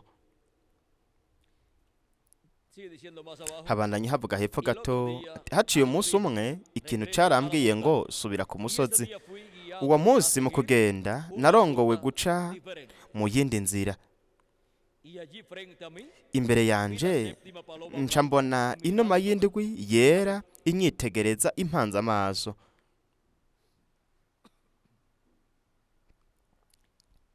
me froté los ojos y Ncamera nk'uwivyiringira mu maso, ndavuga nti niyerekwa. miré y dije, Nditegereza ndavuga "¿Dónde nti vienes, palomita?" wanuma we Tan linda, uvuye he? blanca, Yari inuma nziza cane paloma. yera nka za numa z'intungano.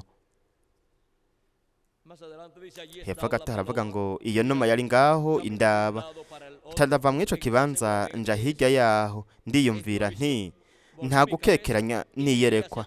Mpindukiye ndaba inyuma nsanga iracari ngaho ifise amababa yera nk'urubura, pies amaguru yayo n'umunwa del mismo vyasa n'umuhondo. continuaba Ibandanya kunyitegereza, yari kiraba neza neza oeste. iburengerazuba.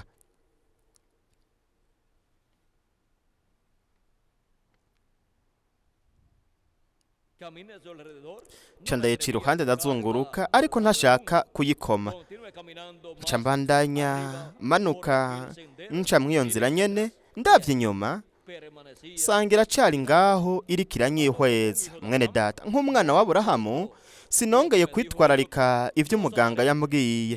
Nzokira iyi ndwara uko biri kose. el tercer día. Ku munsi wa gatatu narasubiyeyo ntangura kuduga ku musozi. Abenshi muri mwebwe murazi iyerekwa ry'umutware w'umusangwa butaka yagendera kuri ya farasi kwa rwa ruhome werekeza iburengerazuba. Hariho ikintu cantangaje kuri rwa rutare nko mu masaa sita. Narabwiwe nti rambika ibiganza ngaho usenge, ni ukuvuga ngo shira ibiganza ku rutare. Y Dios, el Dios del cielo sabe Imana yo mw'ijuru irazi ko uko ari ukuri. Narambitse ibiganza vyanje ku rutare, hanyuma ndangamiza mw'ijuru ntangura gusenga. Numva ijwi risamirana mu gasongero k'urwo rutare riti, mbega umutima wawe wawegetse kuki? de la roca, Ca ndihindukiza, de la cintura nari gusa nambaye ubusa kuva mu rukenyerero kuduga nshushe cane. Nca ndaraba kuri urwo rutare, y allí en la roca aho kuri urwo rutare hari handitswe ngo inkukuma yera. en inglés Mu Congereza estaba escrito algo hari handitse ngo inkukuma yera. exactamente lo que la visión Neza había neza dicho ivyo iyerekwa ryari ryavutse ku bijanye n'ukuntu ubutumwa mensaje. bukurikira bwari kuzoza. Ahora el mensaje de la Rero ubutumwa bw'ikiringo c'ubuntu las alas bwaje ku mababa y'inuma yera, mpwemu yera aje en aje de mu lo que kiringo c'ubuntu. y ahora Rero el Espíritu Santo, el mpwemu yera, mpwemu wa Kristo Espíritu en el día postrero, aza agaragaye ku munsi wa nyuma, alas agaragariye águila ku mababa para y'inkukuma kugira ngo bityo ashitse profecía del tiempo, ubuvugishwa bwo mu gihe ca nyuma. alas de la gran, Kandi amababa y'inkukuma la nini, gran águila es inkukuma nini ni Yesu Kristo. en su venida, el Hijo del Hombre, Mu en kuza su venida, kwiwe, umwana w'umuntu mu kuza kwiwe su ministerio, el ministerio de agaragaza ubukozi bwiwe, ubukozi bwa Yesu Kristo, viene kandi con alas aje n'amababa yiwe abiri y'ububasha, ubukozi bwa Mose na Eliya, kuko umwana w'umuntu azozana abamarayika biwe, niho azoheza akagerera umwe wese bikwiranye n'ivyo yakoze. ahí podemos ver Aho dushobora kubona cómo viene el mensaje ingene del tiempo final. ubutumwa bwo mu gihe c'iherezo buje. Ubutumwa bukurikira Mensaje de la gracia, nyuma y'ubutumwa bw'ubuntu, ubutumwa bukurikira ni ubutumwa bw'inkuru nziza y'ubwami. y luego del mensaje del séptimo Kandi ángel, nyuma y'ubutumwa bwa marayika ntumwa w'indwi, ubutumwa bukurikira Cristo, ni ubutumwa bwa Kristo biciye mu kugaragara los ministerios de Moisés, k'ubukozi bwa Mose, ubwa Eliya n'ubwa Yesu su ángel. muri marayika wiwe ntumwa. Sigue diciendo, Habandanye havuga ngo estaba tan excitado que corría a mi hogar. vyatumye nirukanga muhira kuzana kamera, nagarutse ku munsi ukurikira mfotora ivyo bintu vyari vyanditswe kuri iryo buye. Vyari bicanditse ko ngaho nyene ati inkukuma yera, inkukuma irongoye, iyobowe n'inuma. Águila representa Rero inkukuma ishushanya Imana, ishushanya Yesu Kristo, ishushanya profetas, abavugishwa n'Imana, kandi ishushanya kandi inkukuma hijos, zishushanya abahungu bose n'abakobwa y b'Imana. ahora para el día postrero, Ku munsi wa nyuma rero tuzogira un águila, inkukuma, águila blanca, inkukuma yera dando su mensaje final, iriko iratanga ubutumwa bwayo bwa nyuma, ibuha e hijas. abahungu bose n'abakobwa b'Imana. Ahora miren lo que dice Rero murabe ibivugwa aquí el precursor en la página byavuzwe n'integuza ngaha ku rupapuro rwa 70 mu gitabo ku mababa y'inuma yera. Yaravuze ku karongo k'230 yaravuze ati, kubera iki unkijije ubu maze iyi myaka yose mbabara, nkaba maze no gusaza, ndizera ko nzongera guca muri iyi nzira, ntegerezwa kuzana ubutumwa. Eliya ategerezwa kuzana ubutumwa, kandi Eliya mu kugaragara k'uwo ku wa gatanu azana ubutumwa bw'inkuru nziza y'ubwami ari kumwe na Mose, kuko ubukozi bwa Mose n'ubwa Eliya buzoba buhibereye ku munsi wa nyuma, kandi ubutumwa bw'inkuru nziza y'ubwami ni ubutumwa buzanwa n'ubukozi bwa Mose, kandi n'ubutumwa buzovugwa n'ubukozi bwa Eliya, kuko ubwo nibwo butumwa Yesu Kristo, inkukuma nini, inkukuma yera, umwana w'umuntu azoba ariko arazanira abana biwe bose b'abanyamahanga ubwa mbere na mbere, hanyuma buzanire n'ihanga ry'Abaheburayo.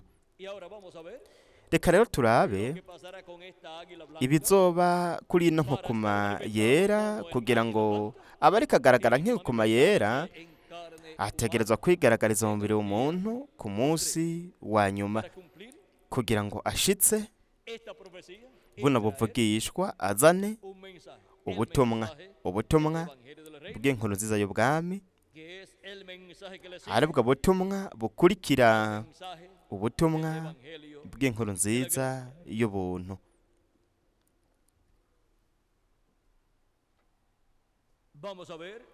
Reka turabe ikintu ngirakamaro cyane hano.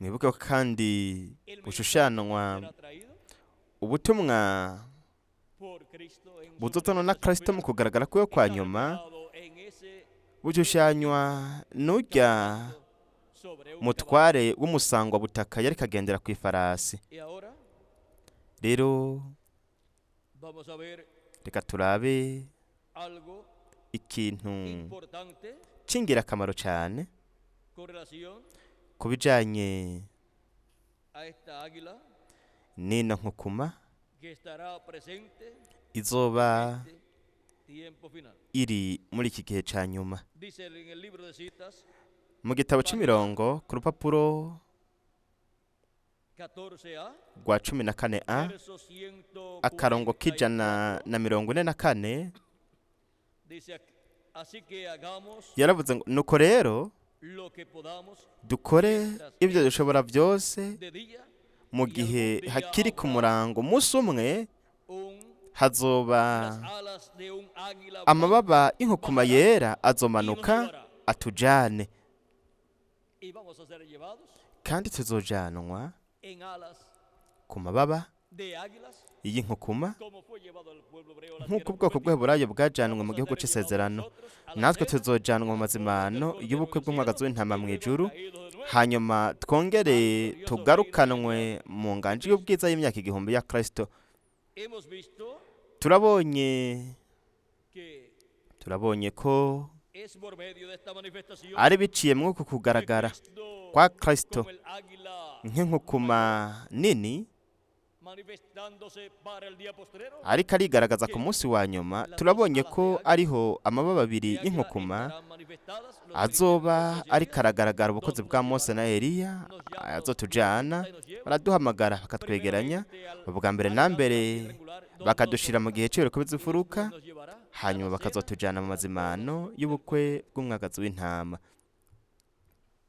Hemos visto Turabonye la guianza de la paloma, ubuyobozi uburongozi bw'inuma mpwemu yera arongora guiando a Cristo umwagazi w'intama, arongora Kristo para dispensación de la gracia. mu kiringo c'ubuntu. Rero turabonye na mpwemu yera kandi El día postrero ku munsi wa nyuma como la manifestación nko kugaragara del águila, kw'inkukuma, el Espíritu Santo manifestado mpwemu el día yera postrero agaragaye ku munsi wa nyuma, en agaragariye mu mubiri w'umuntu su ángel mensajero, muri marayika wiwe ntumwe, en la manifestación de la gran mu kugaragara kw'inkukuma nini, kugaragara kwa Yesu Kristo umwana w'umuntu ari kumwe n'abamarayika biwe n'amababa yiwe ku bw'umugisha w'ishengero ryiwe n'umugisha w'ubwoko bw'Abaheburayo. Rero murabona ko hari nyuma y'uko yarose la sanidad agakiza, que le fue mostrado ko ariho yeretswe el nombre de águila izina blanca. ry'inkukuma yera ku rutare. Y vean ustedes que Kandi murabona ko en esa piedra no cortada kuri de iryo mano, buye ridasituwe n'amaboko Daniyeli que ahora yabonye, en Apocalipsis es la aha naho mu byahishuwe akaba ari akabuye kera kanditswe ku izina. Mbega iryo zina ryari ryanditswe he? piedrecita blanca. Kuri iryo buye ryera, Estaba escrito el nombre kandi nihe hari handitswe izina ngo piedra, inkukuma yera, ni ku ibuye el precursor aho yari aryamye integuza yo kuza kwa kabiri kwa Kristo. en los tiempos Mu bihe de los indios. by'abasangwa butaka Encontramos que turabona ko se colocaban nombres bitwa amazina como nube blanca, nk'igicu cera, blanca inkukuma yera, y así por el estilo. ndetse n'ayandi. Kandi Jefes indios abatware b'abahindi canke b'abasangwa butaka aribo baba ari abatware abaganwa canke abami, nabo nyene baritwa amazina nk'ayo. la gente podía decir Kandi abantu bashobora kuvuga bati reka turabe a nube blanca, igicu cera, cacique nube blanca, umutware umuganwa igicu cera. Bashitse estaban viendo al cacique baba bariko barabona umutware igicu cera, ariko uwo mutware yaba afise izina, ariko yabazwi en medio de toda la tribu, yabazwi muri uwo muryango wose nk'igicu cera, canke namba yaba ari umuganwa umutware, yaba yitwa izina inkukuma yera, abantu bagiye kuraba rero inkukuma yera babonye uwo mutware baba bariko babona inkukuma yera, ariko se abantu bose bari bazi izina ry'iyo nkukuma yera iryo ari ryo. Pero Águila Blanca, ariko inkukuma yera yari ifise izina, aunque había tomado nubwo un nombre simbólico, yaba yafashe yitwa izina ry'igishushanyo, ariko yaba afise izina ry'ukuri. y ahora rero Águila Blanca inkukuma yera tiene que tener un nombre itegerezwa kugira izina, kandi iryo ritegerezwa kuba ari izina rihoraho ry'Imana, n'izina risha ry'umwami Yesu Kristo. y ahora vean rero que es murabona ko cuando ari él igihe we de sus 7 etapas yava mu izo ntambuko ndwi aho yagira ico kibazo, todo esto murabona ko ariho hanyuma haje ivyo vyose, inkukuma yera escrito en la roca, vyanditswe ku vio la rutare, séptima yabonye inuma y'indwi yera nayo nyene, y abona kandi n'iyo nkezi, por todo ese tiempo iyo cada 7 nkezi años, ico gihe cose buri myaka indwi lo enfermaba, yamugwaza ya había muerto, yamaze gupfa, yapfuye, había terminado su problema. yari yarangije ikibazo ciwe. Rero dushobora kubona ko ishengero rya Yesu Kristo mu kudugira mu gihe c'ibirego by'imfuruka ryinjiye mu mwaka wa yubile, Años 50 mu mwaka wa 50, y kandi ese ciclo mu divino kwinjira muri iyo ntambuko ha y'Imana, entrado al ciclo divino que representa ryinjiye mu ntambuko y'Imana ishushanya ibihe bidashira, en donde aho todos los escogidos de Dios, abatojwe n'Imana bose, baba abavuye mu mubiri natwe bakiri bazima, transformados, aho tuzohindurwa tukagira nuevo cuerpo, umubiri no musha, tendremos umubiri problemas. tutazongera kugiramwo ibibazo. Ahora el cuerpo misterioso Rero de Cristo umubiri w'ibanga wa Kristo ha entrado a ese ciclo divino warinjiye muri iyo ntambuko y'Imana, y kandi el avivamiento que comenzaba en ese ikanguro ciclo divino ryatanguye muri iyo ntambuko y'Imana ntirizigera ripfa namba, era lo que hacía morir kuko el avivamiento ivyica y la ikanguro corazón espiritual hamwe en la iglesia de Jesucristo en cada edad. n'amagara yo mu buryo bw'impwemu mu ishengero rya Yesu Kristo muri buri gihe vyari ibibazo vyinjira muri ryo, hanyuma Le añadieron bakongera al programa de Dios ku mugambi w'Imana de ese tiempo uhwanye n'ico y gihe, establecieron otras cosas nuko que no eran bakazana el ibindi programa de bintu Dios bitari para umugambi w'Imana ese tiempo. muri ico gihe, Y se denominacionalizaron kandi baciye bacika idini, y así murió todo el avivamiento. bityo ikanguro ryose rirapfa, ikanguro ry'Imana muri buri gihe. Nyuma y'uko intumwa yaba irangije muri buri gihe, Mensajero de cada edad, intumwa ya buri gihe irangije ubukozi bwayo, pero ahora para la edad de la piedra ariko ubu mu gihe c'ibikomeza ifuruka tenemos las promesas, turafise amasezerano una edad eterna y'igihe gihoraho, en donde son llamados y juntados todos los aho escogidos. hahamagagwa hakegeranwa abatojwe n'Imana bose, kandi Entrará, niho hatazokwinjira, entrarán los problemas que entraron. ntihazinjira vya bibazo vyinjiye vyaje mu bihe vyaheze. No kuvuga ngo ntihazoza vya bindi vyagwaza ishengero rya Yesu Kristo uva mu gihe uja mu kindi, Y kandi ishengero rya Yesu Kristo recibirá rizoronka canke ribanza kuronka ugukira mu buryo bw'impwemu, y después hanyuma salud física rikaronka no gukira gusanzwe, aho twese tuzohindurwa y seremos a imagen tukagira ishusho n'akameremere vya Yesu Kristo. Rero murabona, que Dios sanó a ni ryari Imana yakijije mwene data Branham?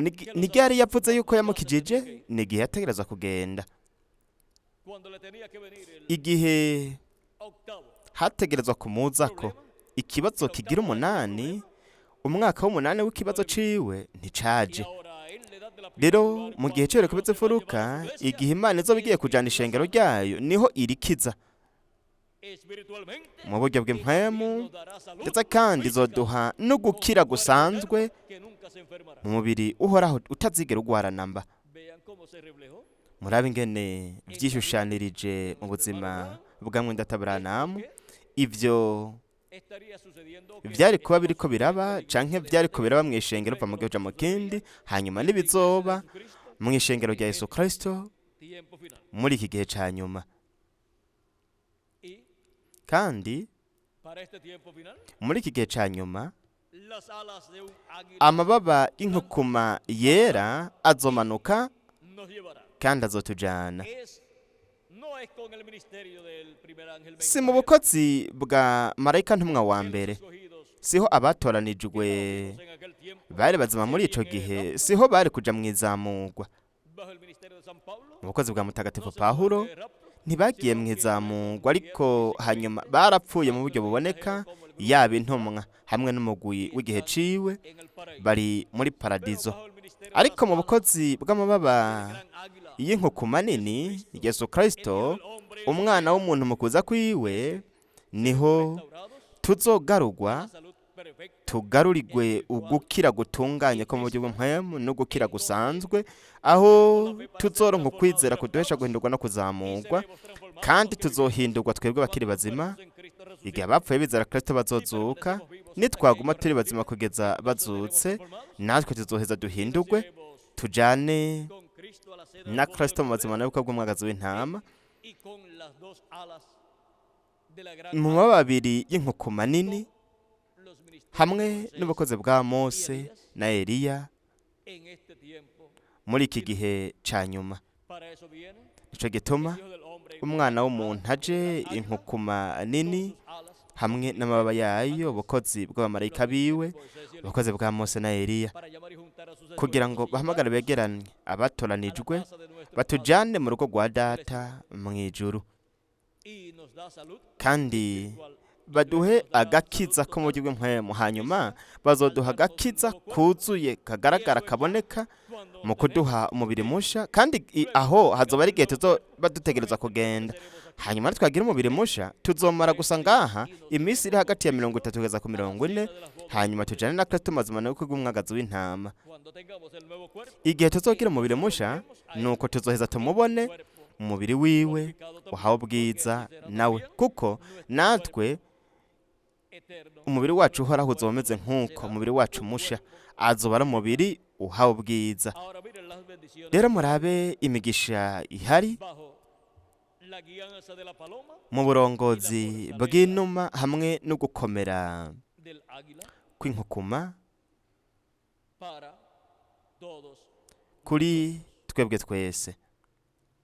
Y ahora, Rero paloma guiando a inuma iyobora inkukuma, ubone mpwemu yera ayobora su umuvugishwa wiwe wo mu kiringo c'ubwami.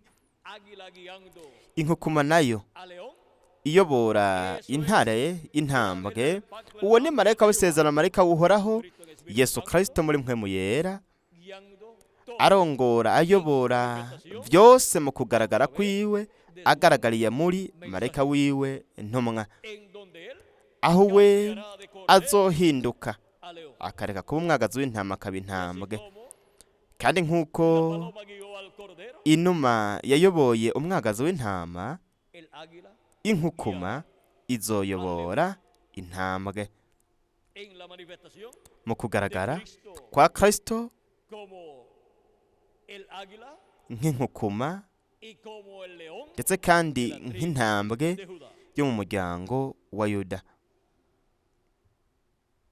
La guianza de la paloma Uburongozi bw'inuma hamwe no gukomera kw'inkukuma. ha sido para mí un privilegio grande estar con ustedes. Ryari ibakwe ridasanzwe kuri jewe La paloma y la kuba nari kumwe namwe ndabashingira intahe y'ubuyobozi bw'inuma hamwe no gukomera kw'inkukuma, bendición de aho imigisha ya Kristo iza kuri mwe wese muri mwebwe también no kuri jewe nanje en este tiempo, muri kino gihe ca nyuma, aunque ya nubwo es el tiempo para ir ari igihe de aquí co kuva hano casa de nuestro Padre tukaja mu rugo rwa data wo mw'ijuru mu buzima bw'umwagazi w'intama, tiempo aquí, dusigaranye agahe gato hano, ariko iki nico gihe aho hagaragara ibyabaye en la vida mu buzima del precursor de la bw'integuza segunda y'ukuza venida de Cristo. kwa kabiri kwa Kristo. Y nosotros somos los Natwe que veríamos turi abari kubona ukugaragara lo que fue sombra kw'ivyari igitutu canke ishusho n'ingero en nuestro hermano Branham, muri mwene data Branham lo que sucedería bishushanya ibizoba mu biribanga wa Kristo tiempo final. muri iki gihe ca nyuma. Él sufrió mucho Yarababaye cane kandi ntiyarazi hasta impamvu que llegó al ciclo kugeza ashitse mu ntambuko ya 50. Aho rero niho yaciye amenya ese problema yuko ico kibazo cisubiramwo buri myaka indwi mu mwaka ugira indwi. Ico kibazo caraza umwaka w'ikibazo. y ahora Rero podemos ver dushobora kubona también lo que se reflejó dushobora kubona n'ivyashushanijwe igihe y ya yakira el tiempo kandi cari igihe co kugenda kwiwe. disfrutó en la tierra Yaranezerewe ku isi, anezerezwa n'ayo magara nuko gukira igihe gito, ariko vyaramuhimbaye la disfrutó hanyuma ese tiempo muri ico gihe se estaba manifestando allí hariko hagaragarira ubwo wa gatatu ariko arazana ha ijambo. sido para mí un privilegio grande Kuri jewe ryari ihirwe ridasanzwe kubana namwe muri kano kanya, dándoles testimonio ndabashingira intahe de la guianza de la paloma y'uburongozi y la fortaleza bw'inuma hamwe no gukomera kw'inkukuma.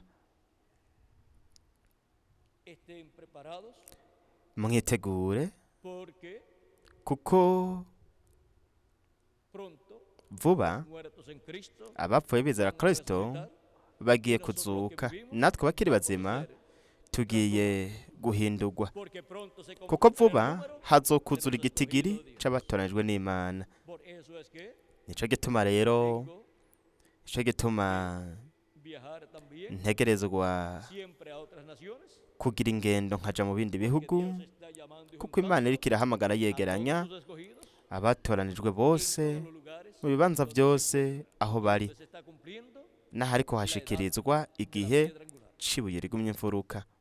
Ahora ustedes pueden ver por qué Rero mwe mushobora kubona igituma tengo que viajar ntegerezwa gufata ingendo, ariko namwe muramperekeza mu masengesho yanyu y en todas las formas. hamwe no mu buryo bwose mwebwe mubikoramwo.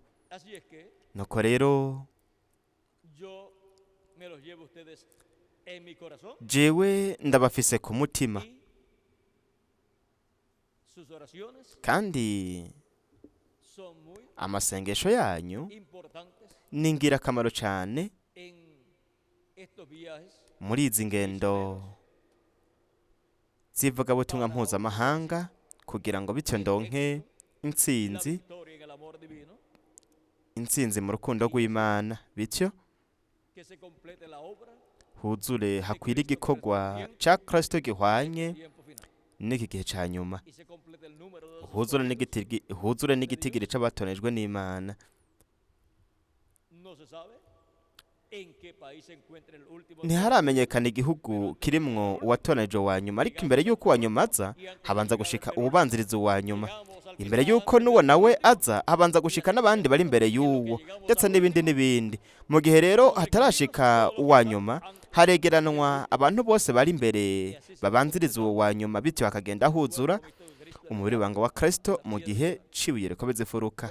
Ni vyiza ore mucho por mí, munsengere cane, también por ustedes nanje nzobasengera, y estemos kandi mwitegure nuestras faltas, amafuti yacu n'amakosa n'ivyaha tuvyaturire Kristo, para estar kugira ngo tube twiteguye twiteguriye kujana na Kristo mu mazibano y'ubukwe bw'umwagazi w'intama, nuevo cuerpo que él mu mubiri mushasha we azoduha. y manténgase siempre Kandi buri gihe mugume mwumva mensaje ubutumwa y leyéndolo mu busome, para que estemos kugira ngo tube twiteguye entendamos kandi dutahure umugambi wose w'Imana wo mu gihe cacu, bien alimentados bityo tube turiko turagaburira ubugingo bwacu neza mu buryo bw'impwemu, kuko umuntu ntazotungwa n'umutsima gusa, ariko azotungwa n'ijambo ryose riva la boca de Dios. mu kanwa k'Imana. kandi ijambo riva mu kanwa k'Imana muri buri gihe biciye mu ntumwa ya buri gihe nizo mfungurwa z'umuryo w'inkemu z'ubugingo bw'abatonejwe n'Imana ba buri gihe ziriko ziratangwa n'umushumba wo kwizigirwa w'ubwenge muri buri gihe. Mu gihe cyacu naho ijambo ry'Imana riva mu kanwa k'Imana kugira ngo twese tugaburirwe n'iryo jambo ry'ubutumwa bwiza bw'ubwami. Ese Imana yobandanya kubahezekera mwese kandi ase vuba twese twohindurwa tukajanwa mu mazimano y'ubukwe bw'umwagazi w'intama mw'ijuru mu izina rihoraho ry'umwami Yesu Kristo. Amen kandi amen. Ni byiza, reka twakire hano Felix Karo kugira ngo abandanye muri kano kanya, bityo agire indirimbo runaka, hanyuma dusezerane dushimira Kristo kubw'imigisha yiwe. Ese Imana yobahezagira kandi ikabarinda, mubandanye mugira umunsi canke umugoroba wuzuye imigisha ya Yesu Kristo umukiza wacu.